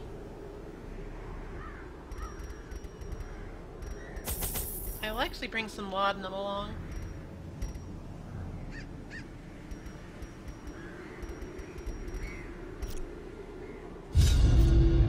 There are a number of enemies in the cove that are quite fond of inflicting horror.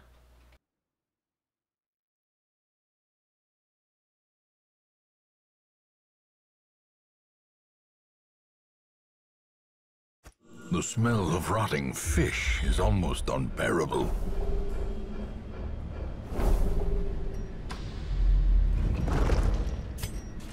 Alright, well, we only have to explore.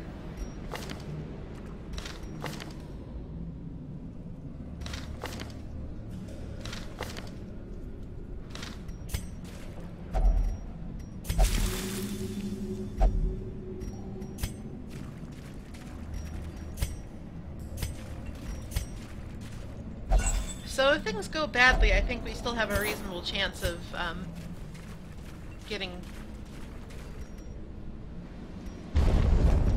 through all right.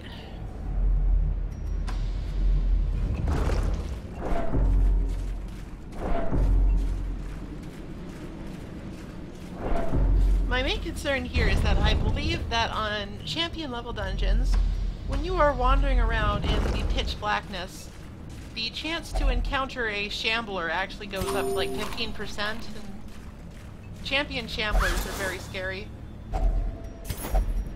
Easily one of the harder enemies in the game.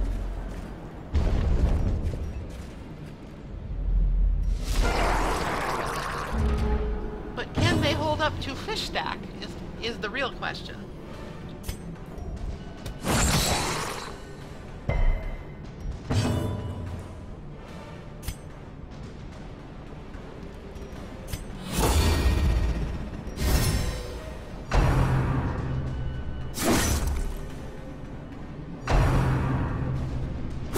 Exposed to a killing blow.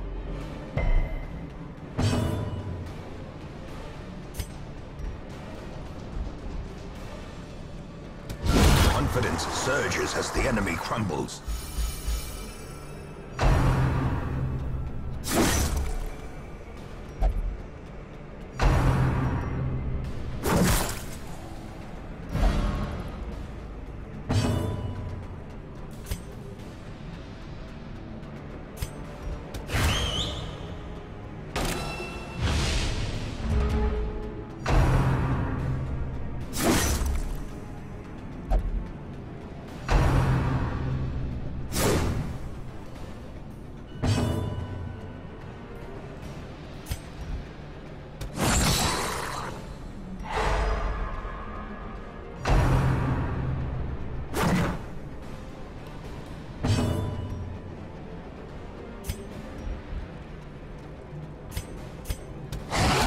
There's not a lot to say about this fight because it's just there's a lot of fish.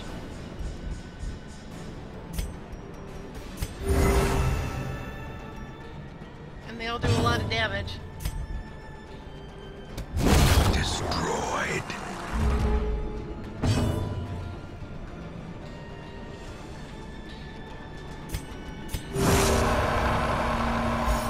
Unfortunately, both the Houndmaster and the Abomination have fairly potent self-heals. So, I think we'll be able to overcome this alright. Press this advantage. Give them no quarter. The wounds of Of war course, I can don't be have healed. the self-heal equipped on the Houndmaster at the Never moment, but I'll hidden. fix that after this. Success so clearly in view. Or is it merely a trick of the light?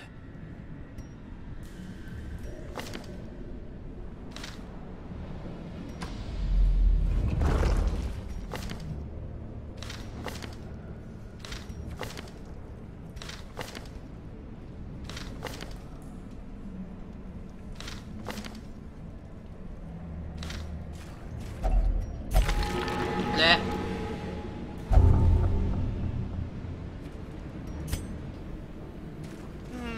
A Houndmaster with the fear of beasts, huh?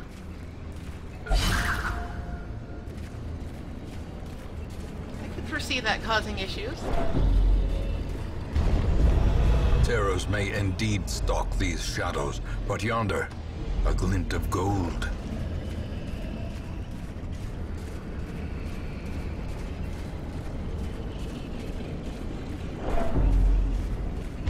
I didn't spend too much on provisioning for this mission, so if things go sideways, we can retreat pretty easily and still probably make a profit.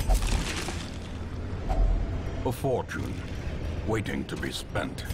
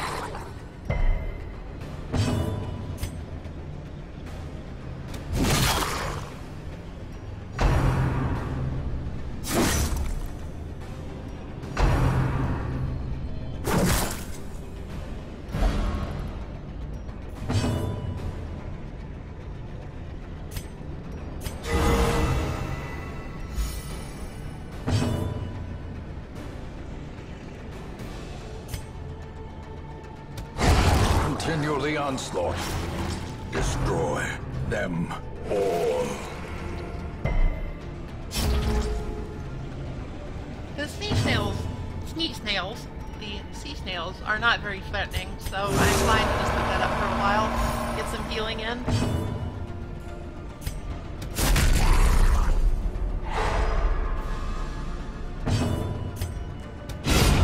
Decimated.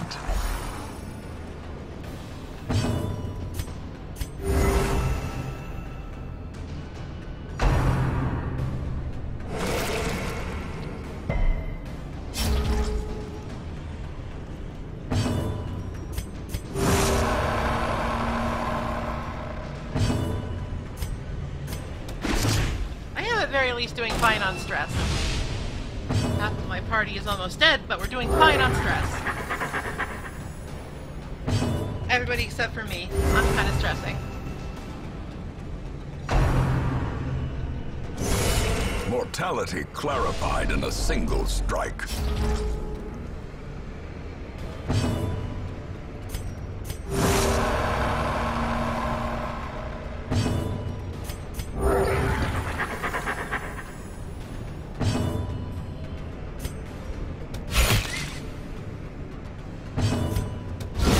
Another abomination cleansed from our lands.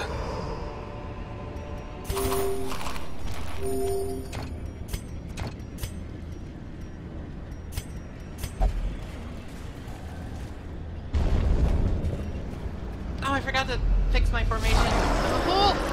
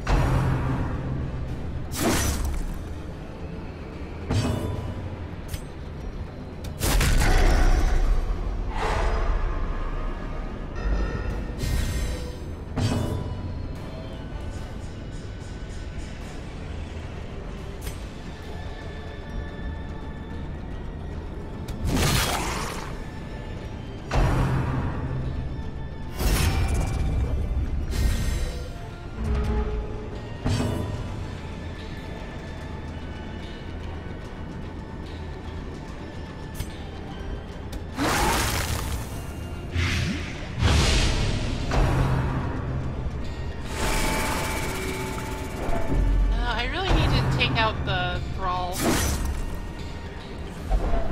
A hand's breadth from becoming unwound. But I also need to make sure my bounty hunter doesn't die.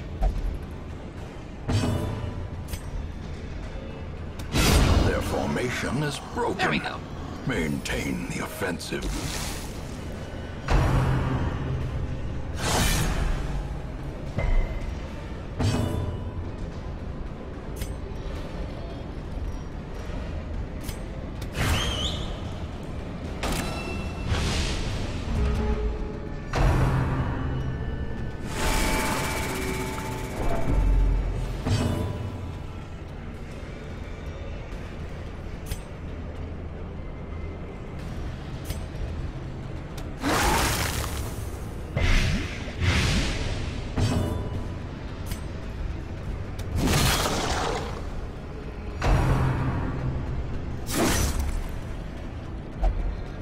Teetering on the brink, facing the abyss.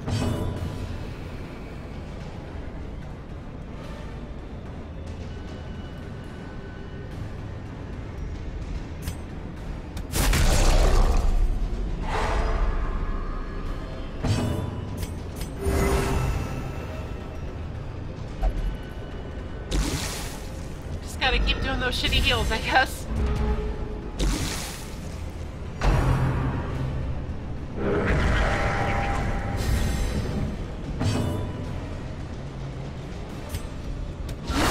Devastating blow.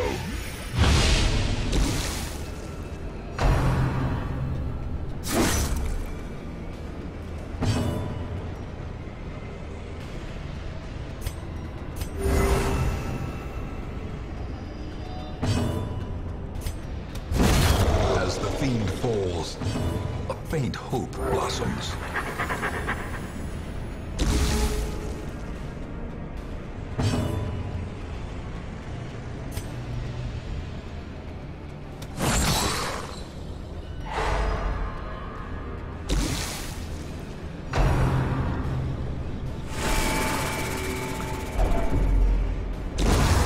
Is the weapon that cuts on its Alright. own. We need to restore health. Compassion is a rarity in the fevered pitch of battle.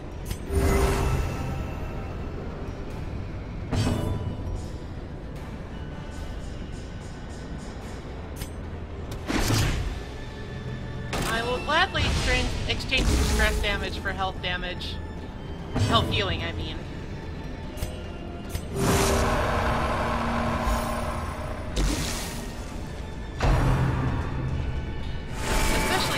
He keeps targeting the Abomination, who can heal his own stress damage.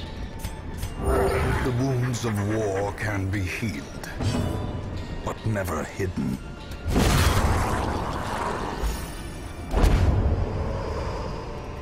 A trifling victory, but a victory nonetheless.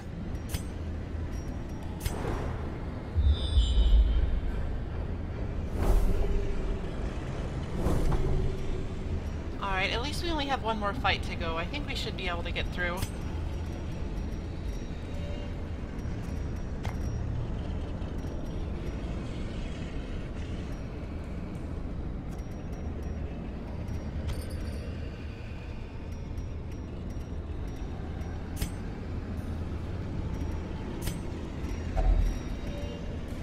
Oh, you know, there's a fun thing you can do here. If you feed the giant oyster a doggy treat, you get a buff.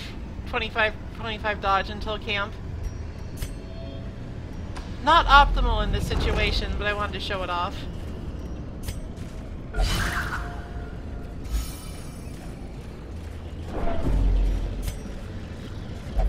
Secrets and wonders can be found in the most tenebrous corners of this place.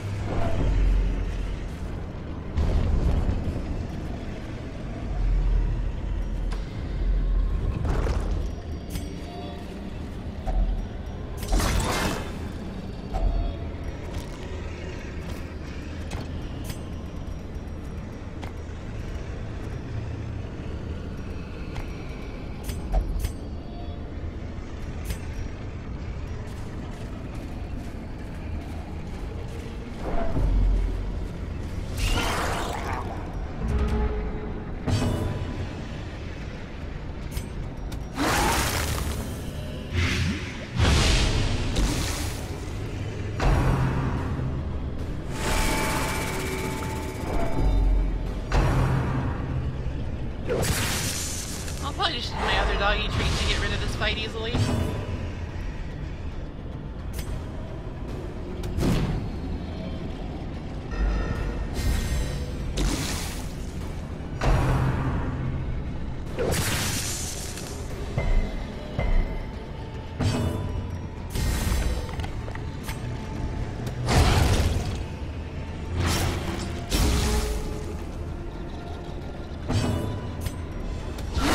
Singular strike.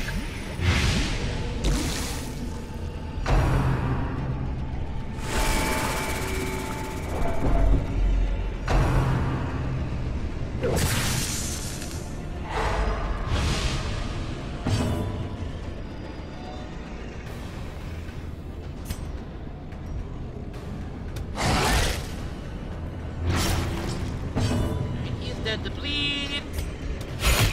He's dead to blight. All is well.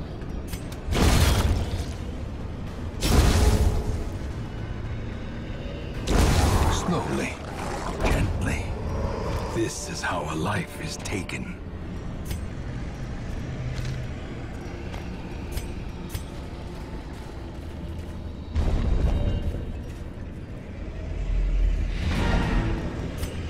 We're in pretty rough shape, so I'm gonna just head back instead of exploring the last room. Despite its morbid aspect, this twisted, cavernous maze seems almost traversable.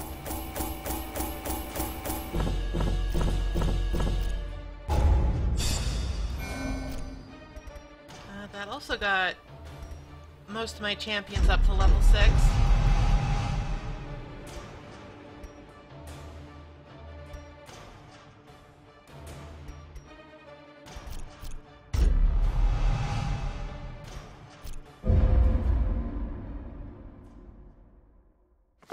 Curiosity, interest, and obsession.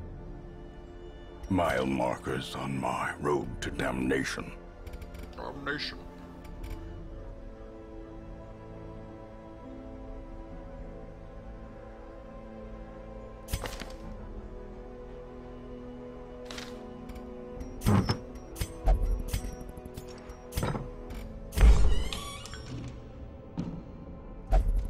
Yeah, Stellaris can do that.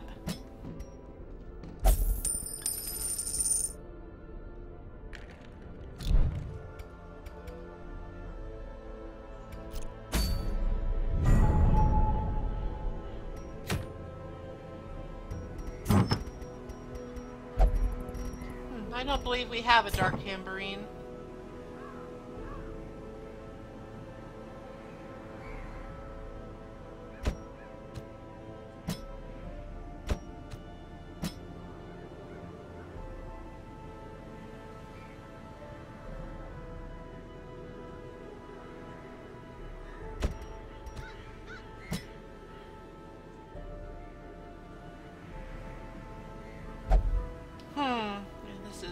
somewhat of a bother.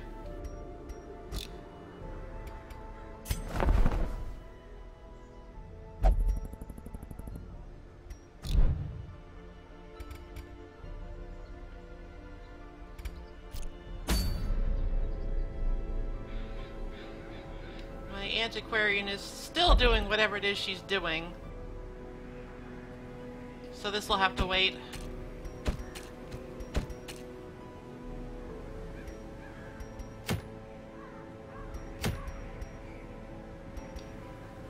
Oh, I want this. I really want this. I love this trinket.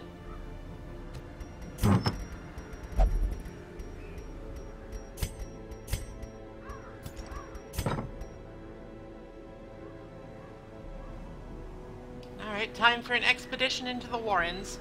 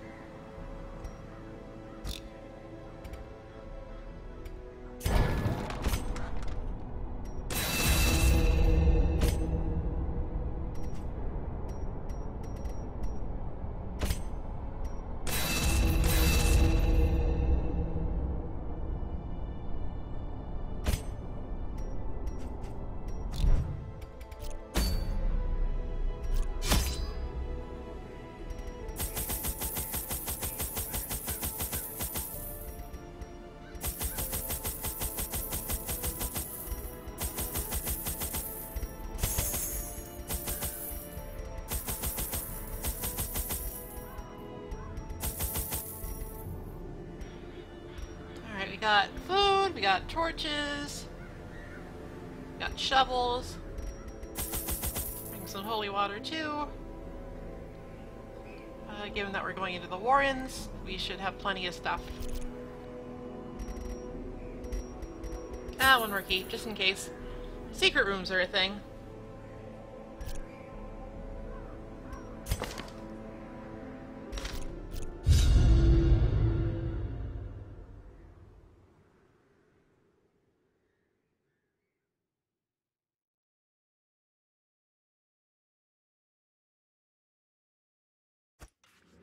They breed quickly down there in the dark. But perhaps we can slay them even faster.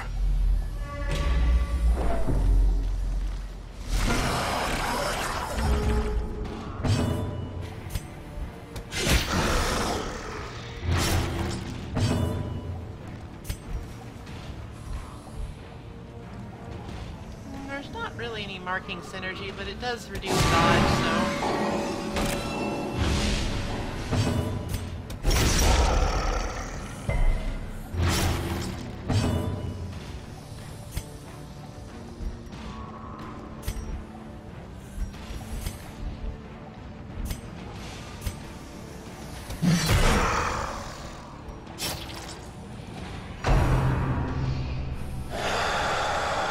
Get fucked, idiot!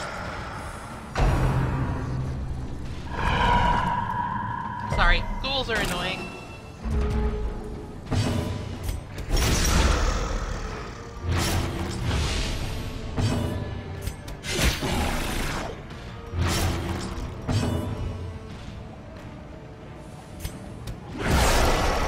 Alright, he will die to bleed. Could Prodigious size All is well. alone does not dissuade the sharpened blade.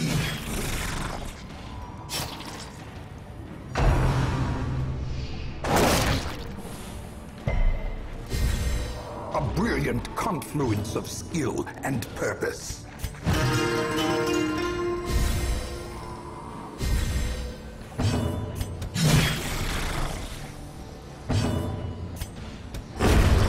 A victory. Perhaps the turning point.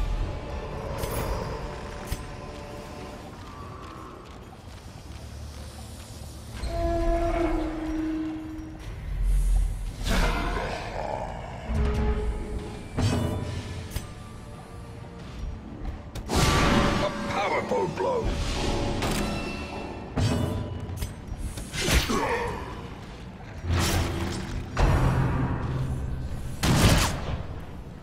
Vulnerability Hex is just kind of useful in general.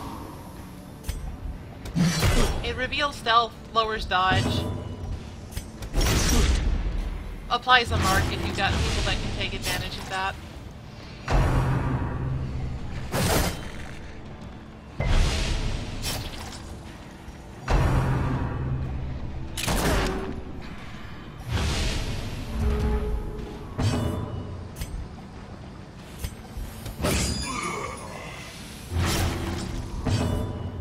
Cultist is sort of lacking on damage, but overall I would say that he's pretty good. Confidence Just because of the surges as utility the and the enemy big crumbles. Cultist is just such a strong class.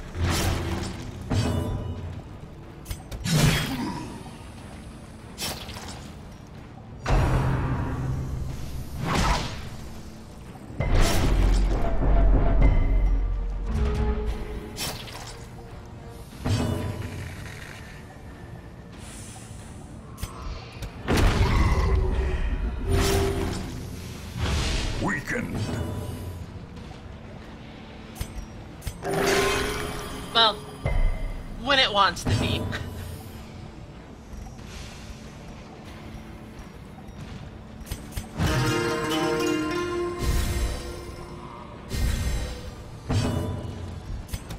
Their cursed champion falls.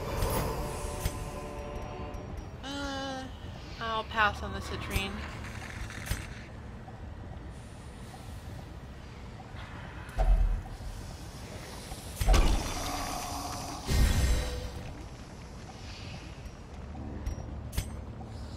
Probably won't camp for a little while yet with this team. A handsome reward for a task well performed.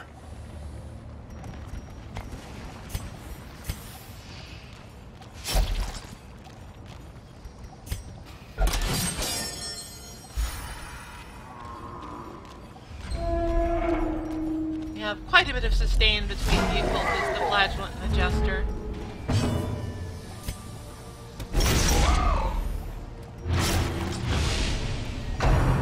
I don't see very many swine cars in the champion level. They tend to get replaced pretty significantly with the skybers.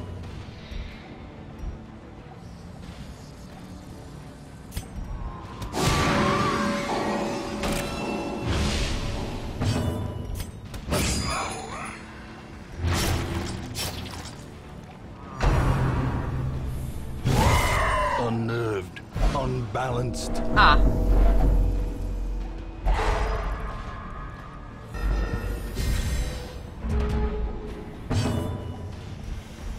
Well, that sucks.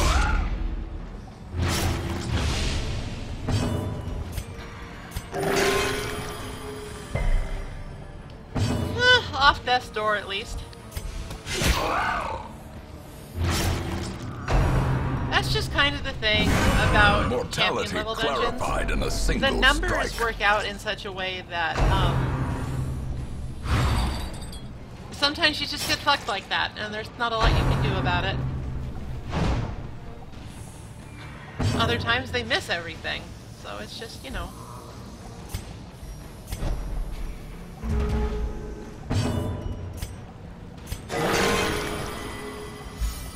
You gotta take the bad with the good, and sometimes the bad is real bad. A singular strike.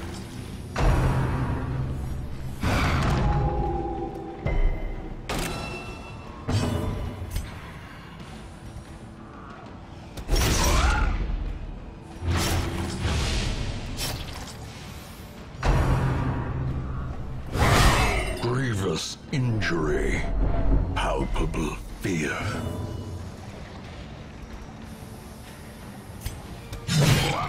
Alright, well, the swine tar will die to bleeding. Slowly, 35 damage bleed tip. gently. This is how a life is taken.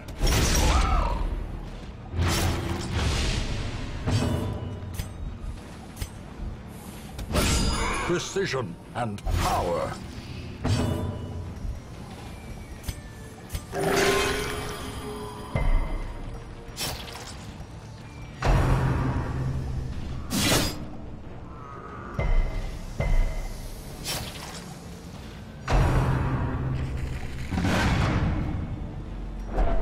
As life ebbs, terrible vistas of emptiness reveal themselves. I do believe I can use the Dark Ritual to get the mortality debuff off of the Hellions, so that's good. I just hope I remember to learn that The skill slow with this death. occultist. Unforeseen, unforgiving. Seize this momentum. Push on to the task's end.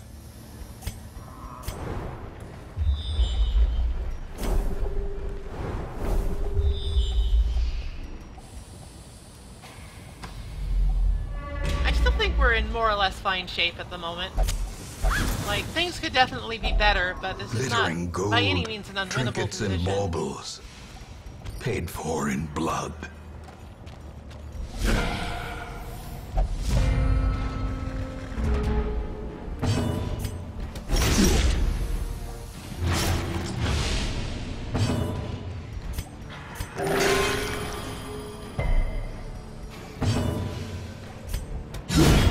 Annihilated.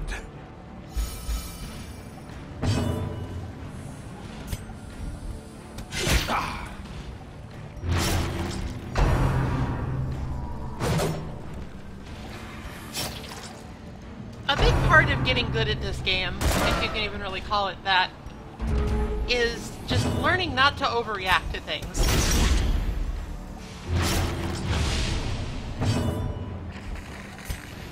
It's like in other games like this, somebody immediately going to the death's door equivalent would be like, holy shit, abort, abort, abort. But here it's just like, yeah, it's fine. Death waits for the slightest lapse in concentration.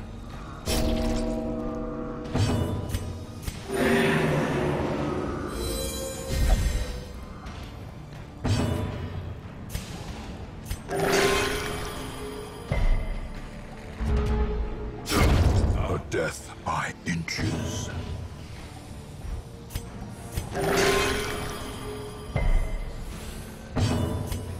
Press this advantage. Give them no quarter.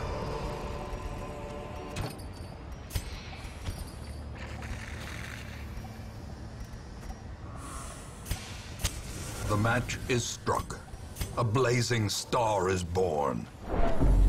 Hopefully the next couple fights aren't too strenuous. I'd like to take a couple turns to do some stress healing. Secret room! Now, if only we can just not die before we get to it.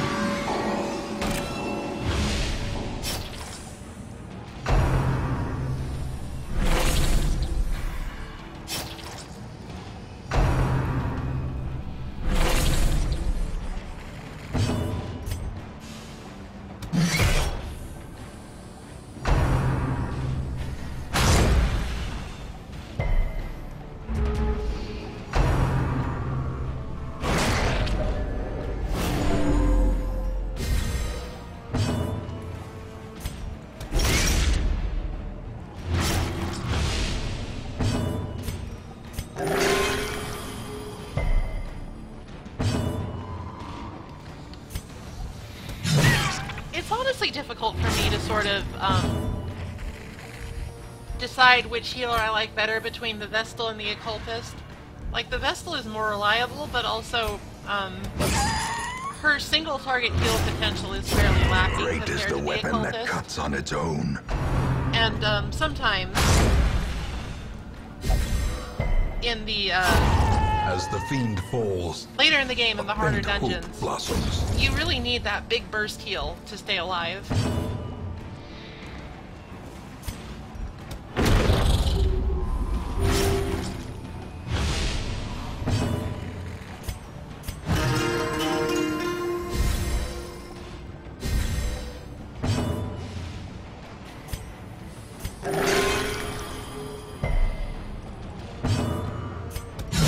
A devastating blow.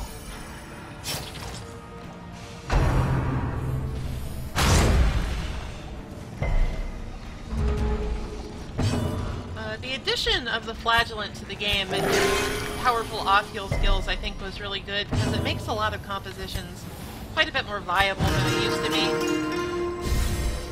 You can take weaker healers with you and still not necessarily be Their left out to formation dry. is broken. Maintain the offensive.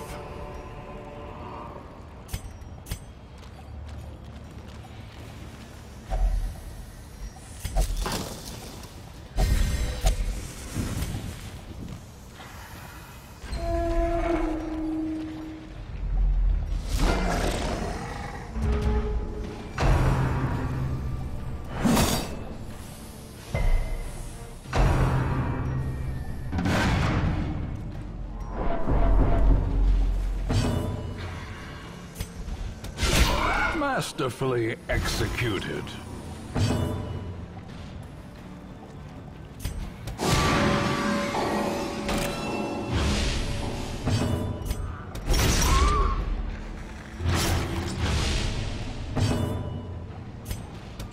Destroyed.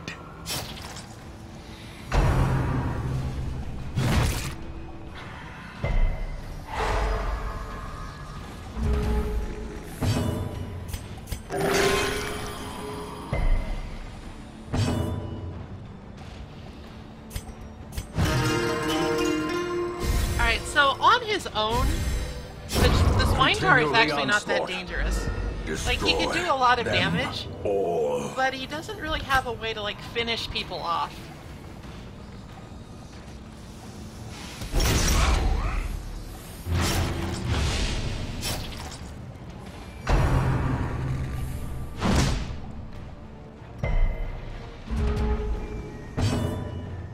That's an important distinction to understand in this game. Inspiration and improvement.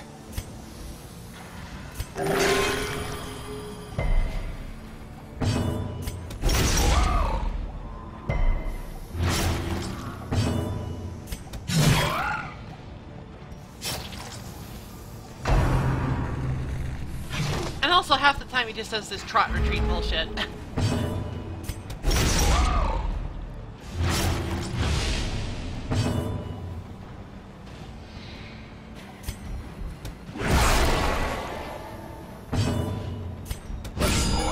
The ground quakes.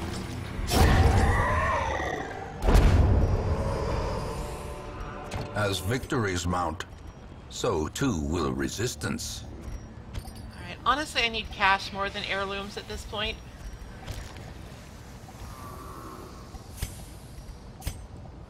I think we'll go ahead and camp here. See if we can do something about removing that mortality debuff.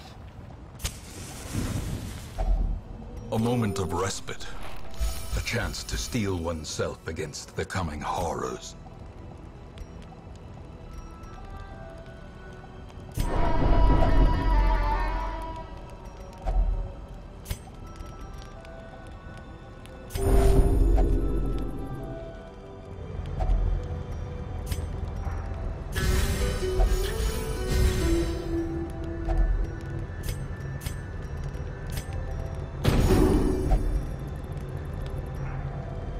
Alright, so we're more or less just back to how we started. I'll need to burn a few torches to get, our torchlight back up to acceptable levels, because that's sort of the drawback. Secrets and wonders can be found in the most tenebrous corners of this place.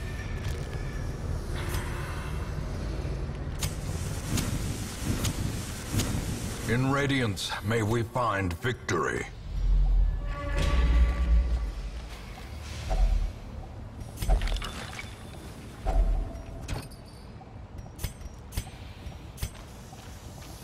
I don't necessarily mind throwing out the extra torches, because inventory space concerns.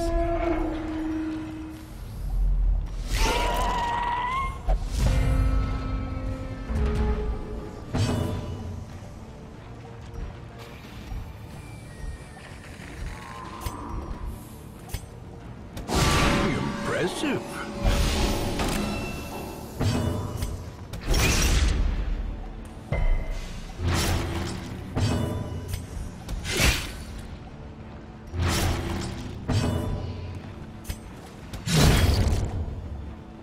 Alright, that's both mosquitoes dead, and, you know, that's what's really important to me.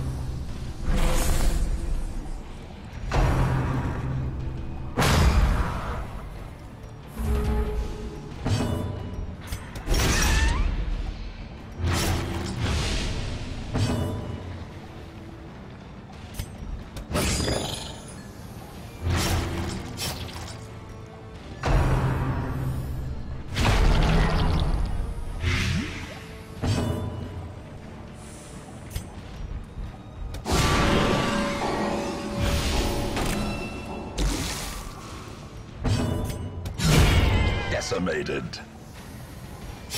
When you're in good shape, the Chevaliers are actually not that dangerous. Like, they're good at finishing off weakened characters, or getting them down to a really low point and then inflicting a bleed. But if you have the battle under control, they can't actually do very much.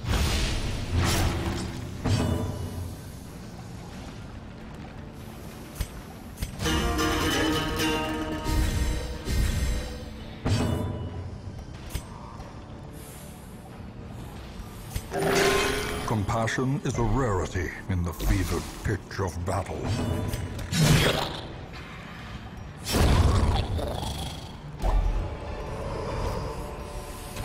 Remind yourself that overconfidence is a slow and insidious killer.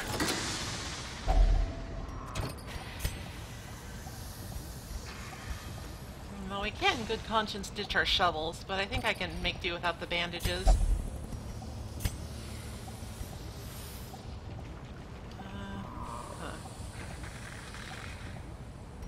This way, I guess. Would have been nice to get a scout or something.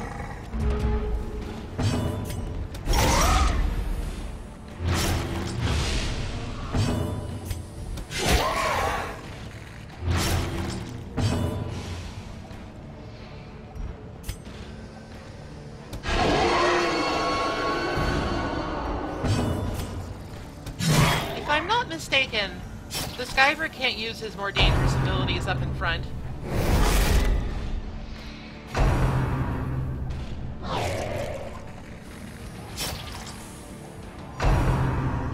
So just yanking him forward is an effective way to mitigate that threat if you can't kill him in one shot.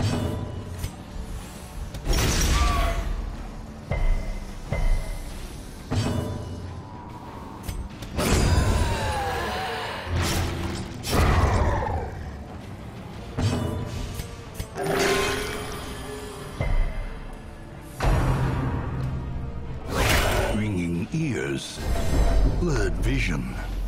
The end approaches.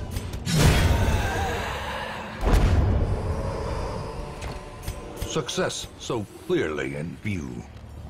Or is it merely a trick of the light? I know that at least one of these... Oh, okay. This room holds a room battle. Excellent.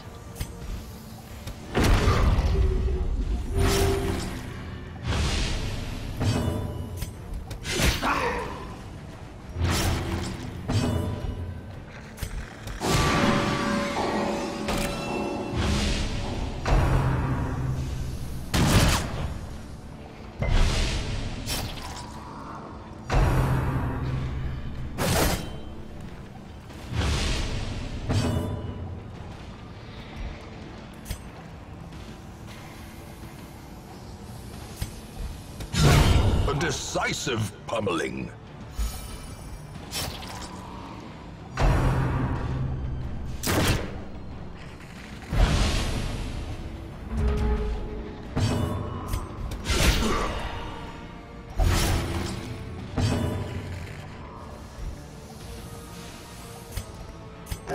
The wounds of war can be healed, but never hidden. A goofy thing about weird reconstruction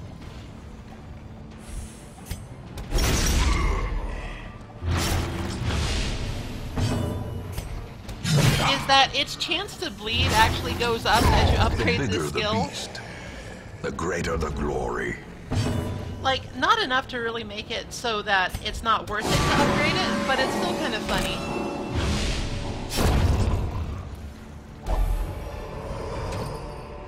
Be wary. Triumphant pride precipitates a dizzying fall. Alright,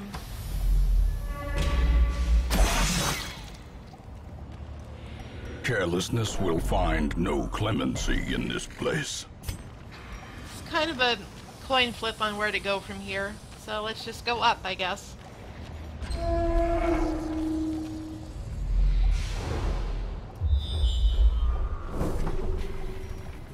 Seems like we made the right decision.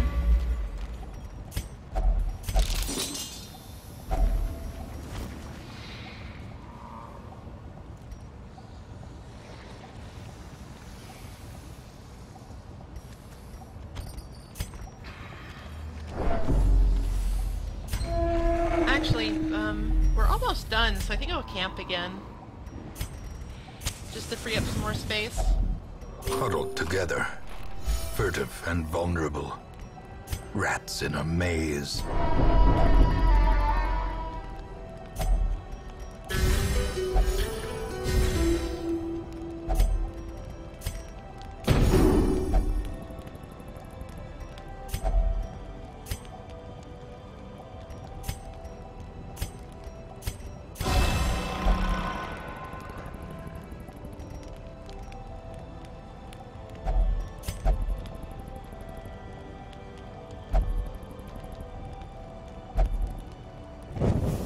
The light, the promise of safety.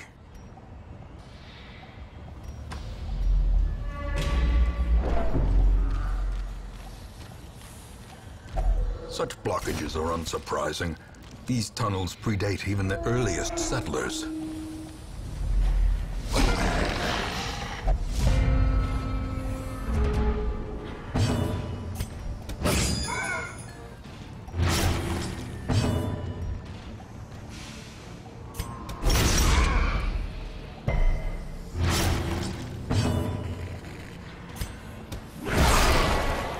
Alright, the drummer will die to bleed.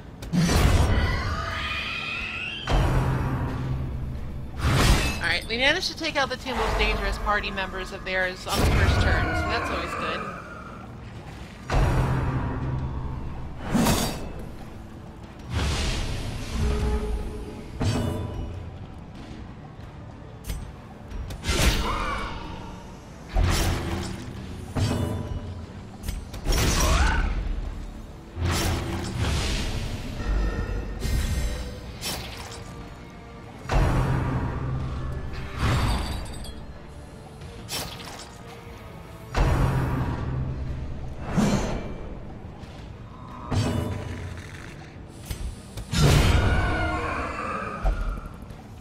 Quite sure why they decided to give the swine hookman the stealth in this dungeon.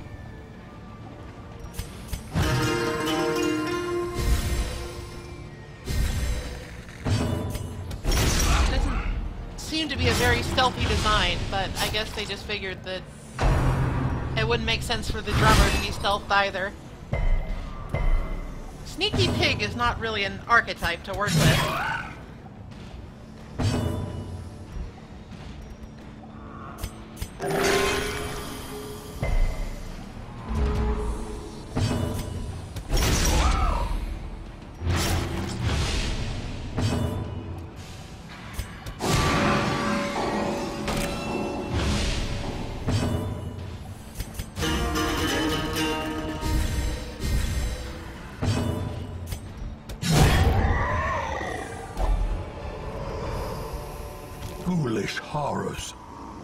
brought low and driven into the mud.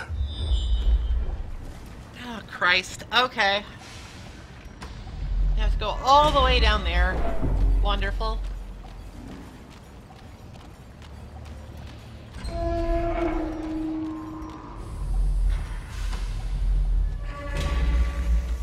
Good thing we brought plenty of food.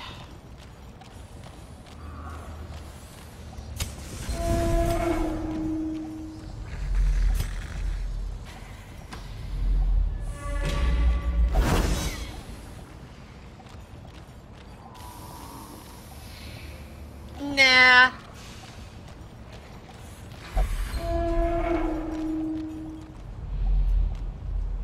Well, maybe.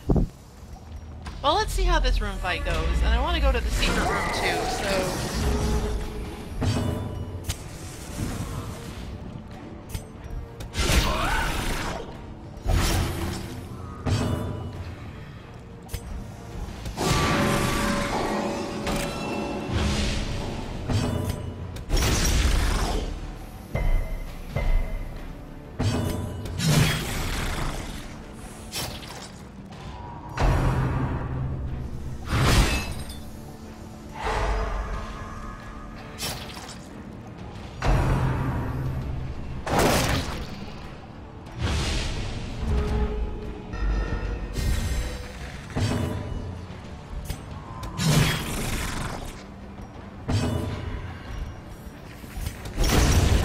Monstrous size has no intrinsic merit, unless inordinate exsanguination be considered a virtue.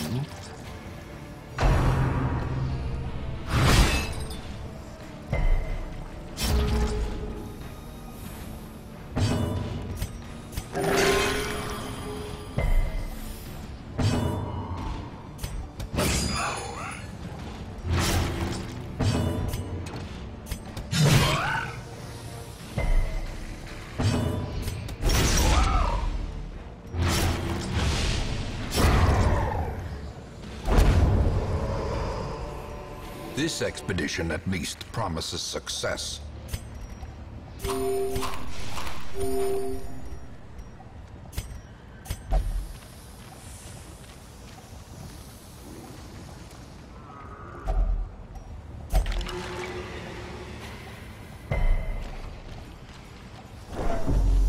They're just bones. Bones aren't rotten. Well, I guess there are bone-borne diseases.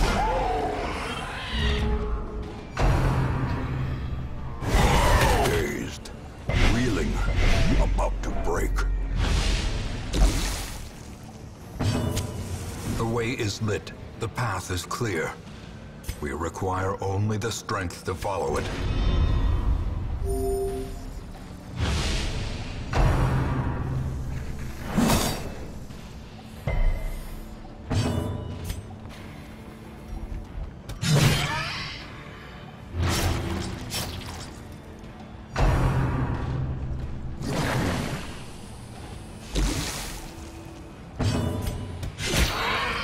Isn't really an expedient way to get to that guy. Maybe I'll try pulling him forward.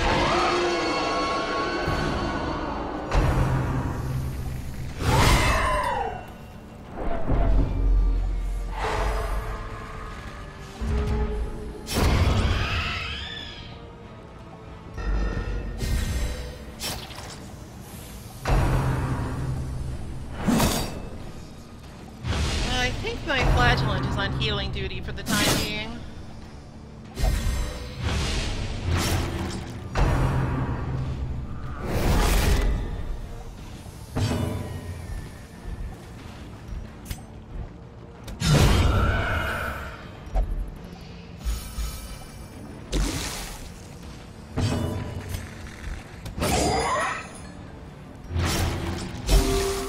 Teetering on the brink, facing the abyss.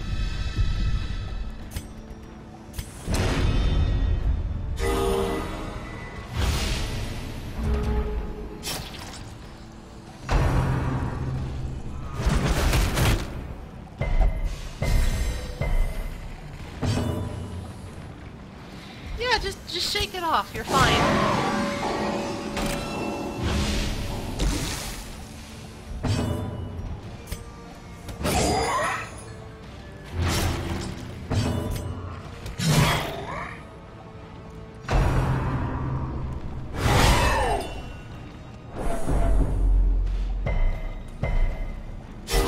perched at the very precipice of oblivion.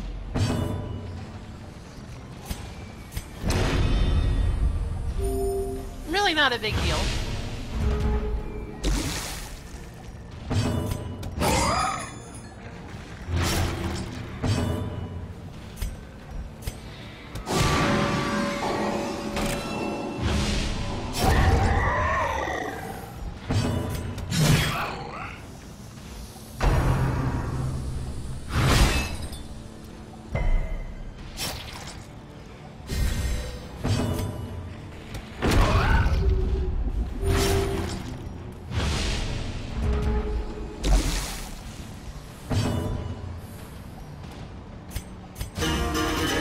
Flagellance is having a bit of trouble because he keeps using his strong low HP only moves. He keeps debuffing himself,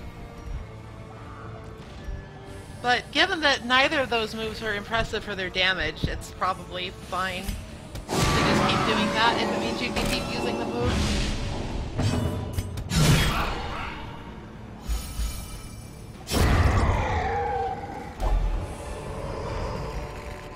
These nightmarish creatures can be felled. They can be beaten.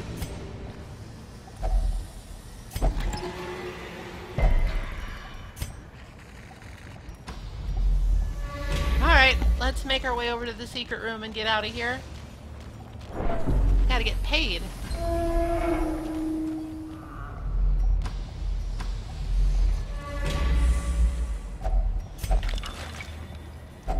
Wealth beyond measure, awarded to the brave and the foolhardy alike.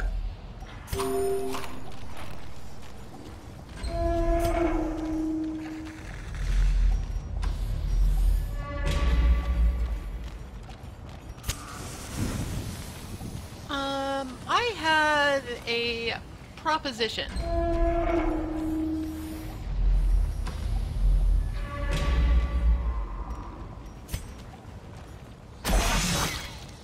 That was not part of it, but whatever. 4.3 for Final Fantasy XIV recently came out, and by recently I mean like less than 12 hours ago. Well, like less than 24 hours ago. And I would kind of like to be playing that. Would it be acceptable to the chat if I stopped an hour early?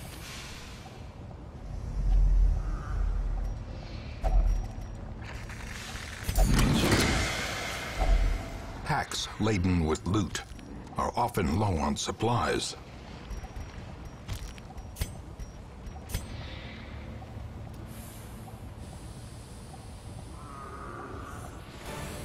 Their squeals fade. Their confidence is shaken.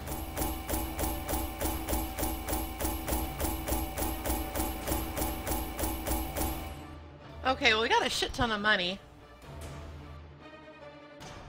We also got the all-important Ancestor's Portrait.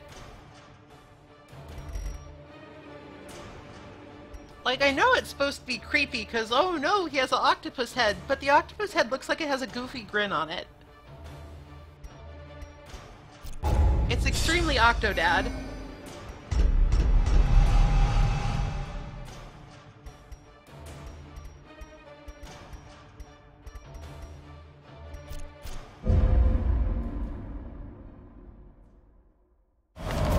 Take advantage of this faith-fueled charity. It will not last.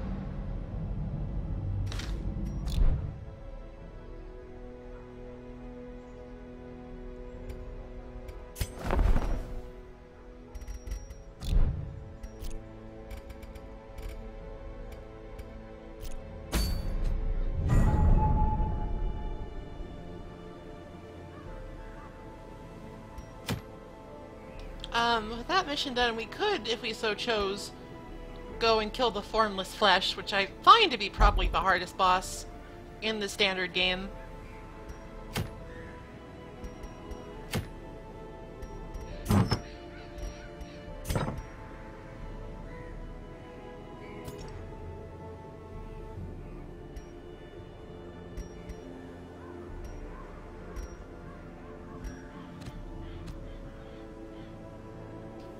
Tell you what, let's kill the Sunken Crew.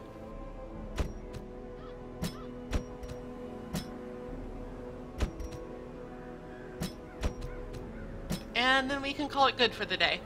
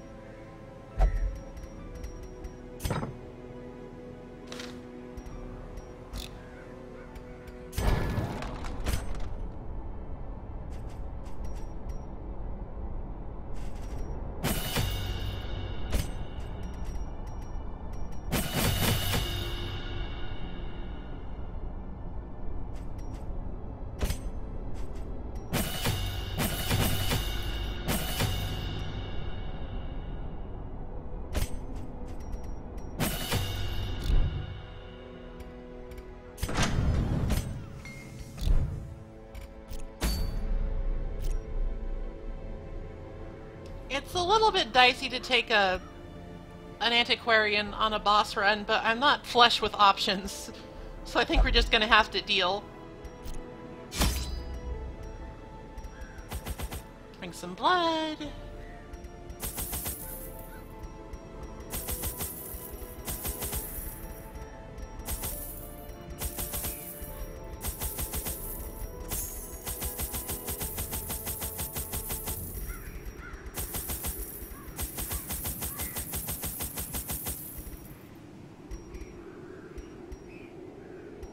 This should be fine. I employed a crew of particularly unsavory mariners, who for a time sailed the four corners at my behest, retrieving many valuable artifacts, relics, and rare texts. Predictably, they increased their tariffs to counter my intense stipulations of secrecy. Such resources had long been exhausted, of course, and so I prepared an alternative payment.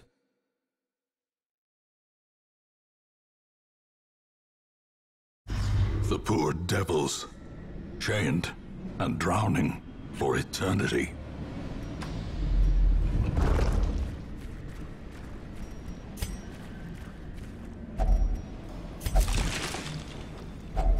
Oh my.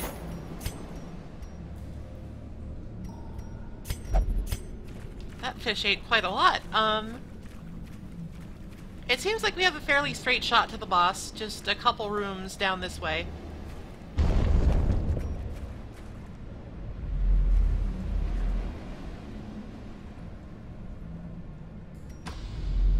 Hopefully the journey will not be too taxing. Ambushed by foul invention.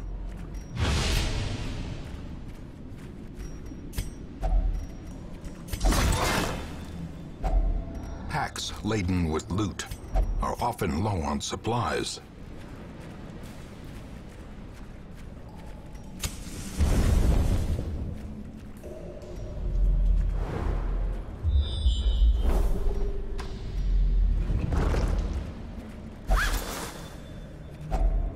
handsome reward for a task well performed.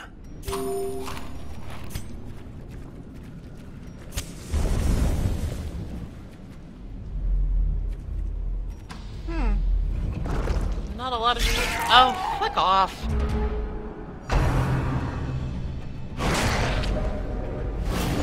I'd rather face a fish stack than you idiots.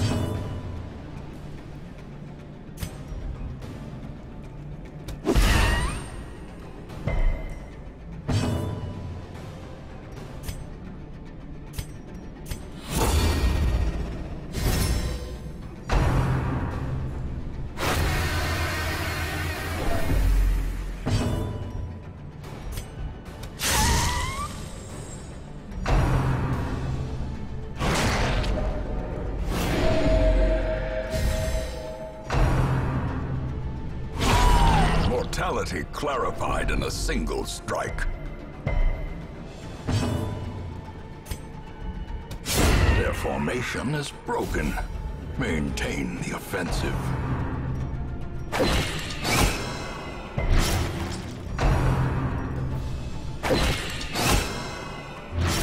I'm using the old protect me repose strategy again, because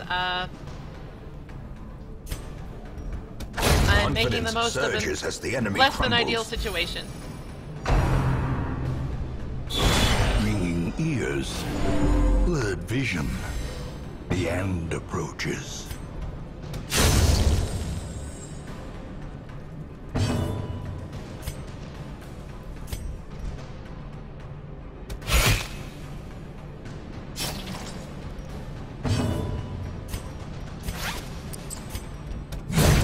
As the fiend falls, a faint hope blossoms.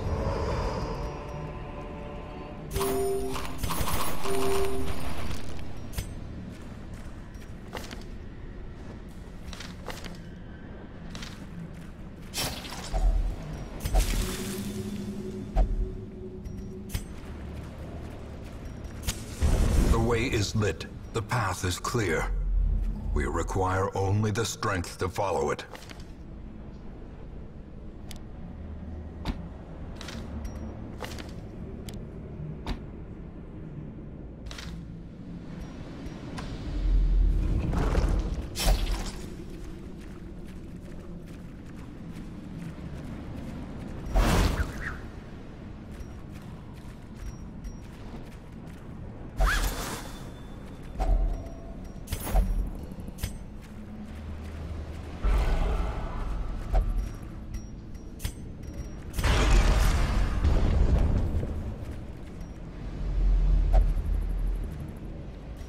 Alright, I guess that's the boss up ahead, so let's camp.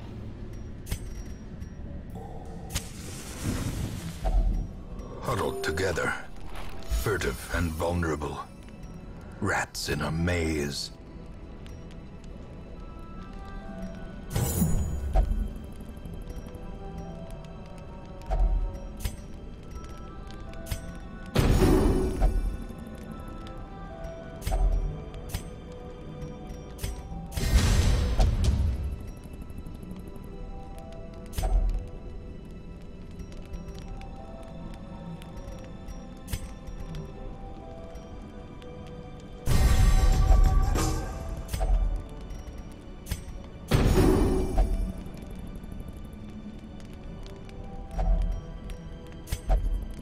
Now, I believe that at this point we are safe, excuse me, that we are free from any more surprise snake attacks unless we go to a champion dungeon. As the light gains purchase, spirits are lifted, and purpose is made clear.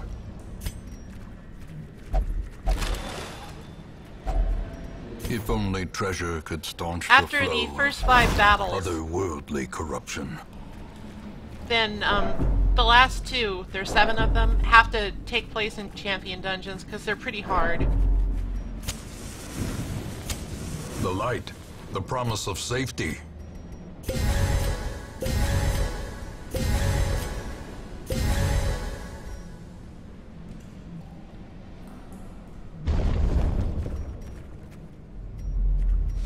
Even in death, the captain shouts his orders. and the crew obeys.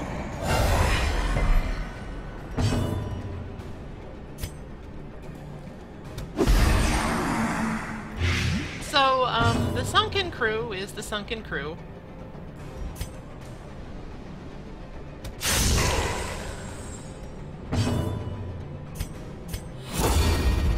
They don't do an awful lot of damage. Their main gimmick is just,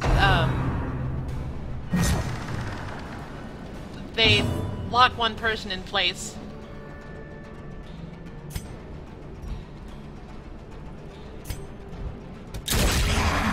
And they stress them out real bad.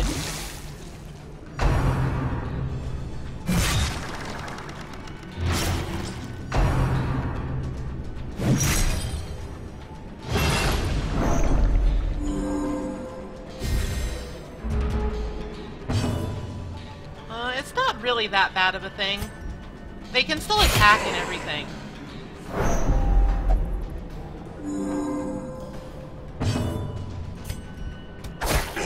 It's just you need to kill the drowned ropeman as quickly as you can. Press this advantage. Give them no quarter. Otherwise, the stress can get pretty unmanageable.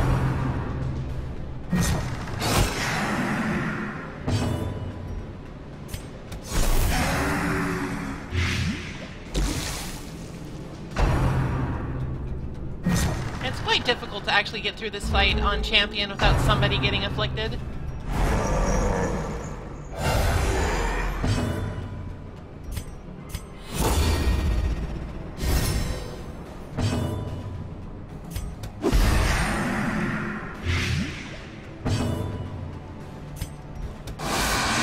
They just kind of bleed you out over time.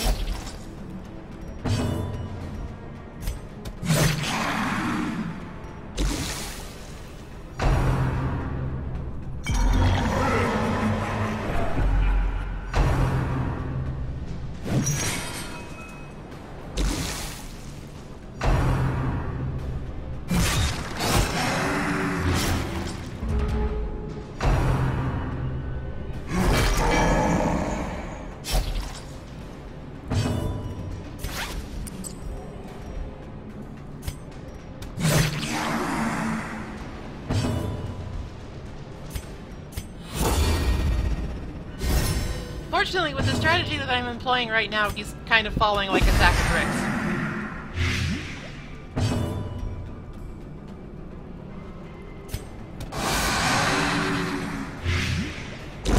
Finally, a sailor's death for captain and crew. Fitting.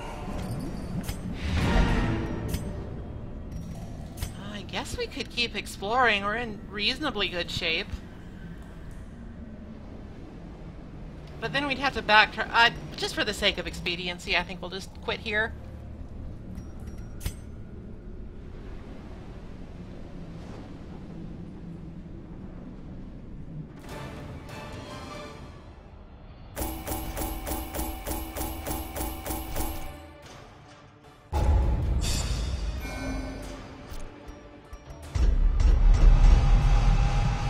Everybody keeps getting kleptomaniac. Stop it.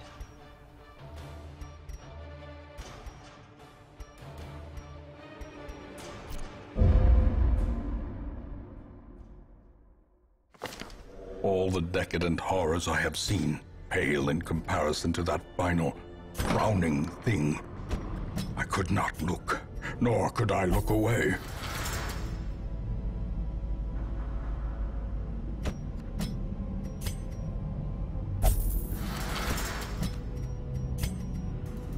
Be gone with you!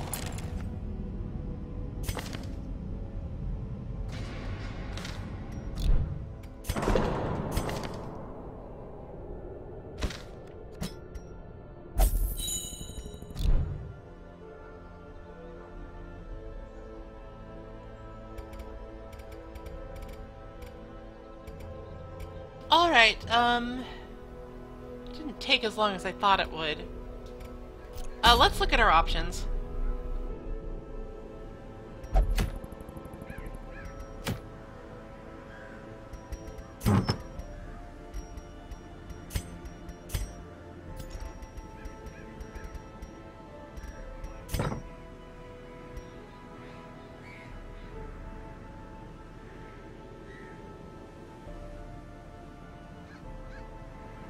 I think I will just stop it here for today a little bit early. I want to go do the lighthouse raid and stuff. I'm MMO Trash, I'm sorry. Thank you all for tuning in for as long as I went. We'll be starting again tomorrow, same time as usual. Not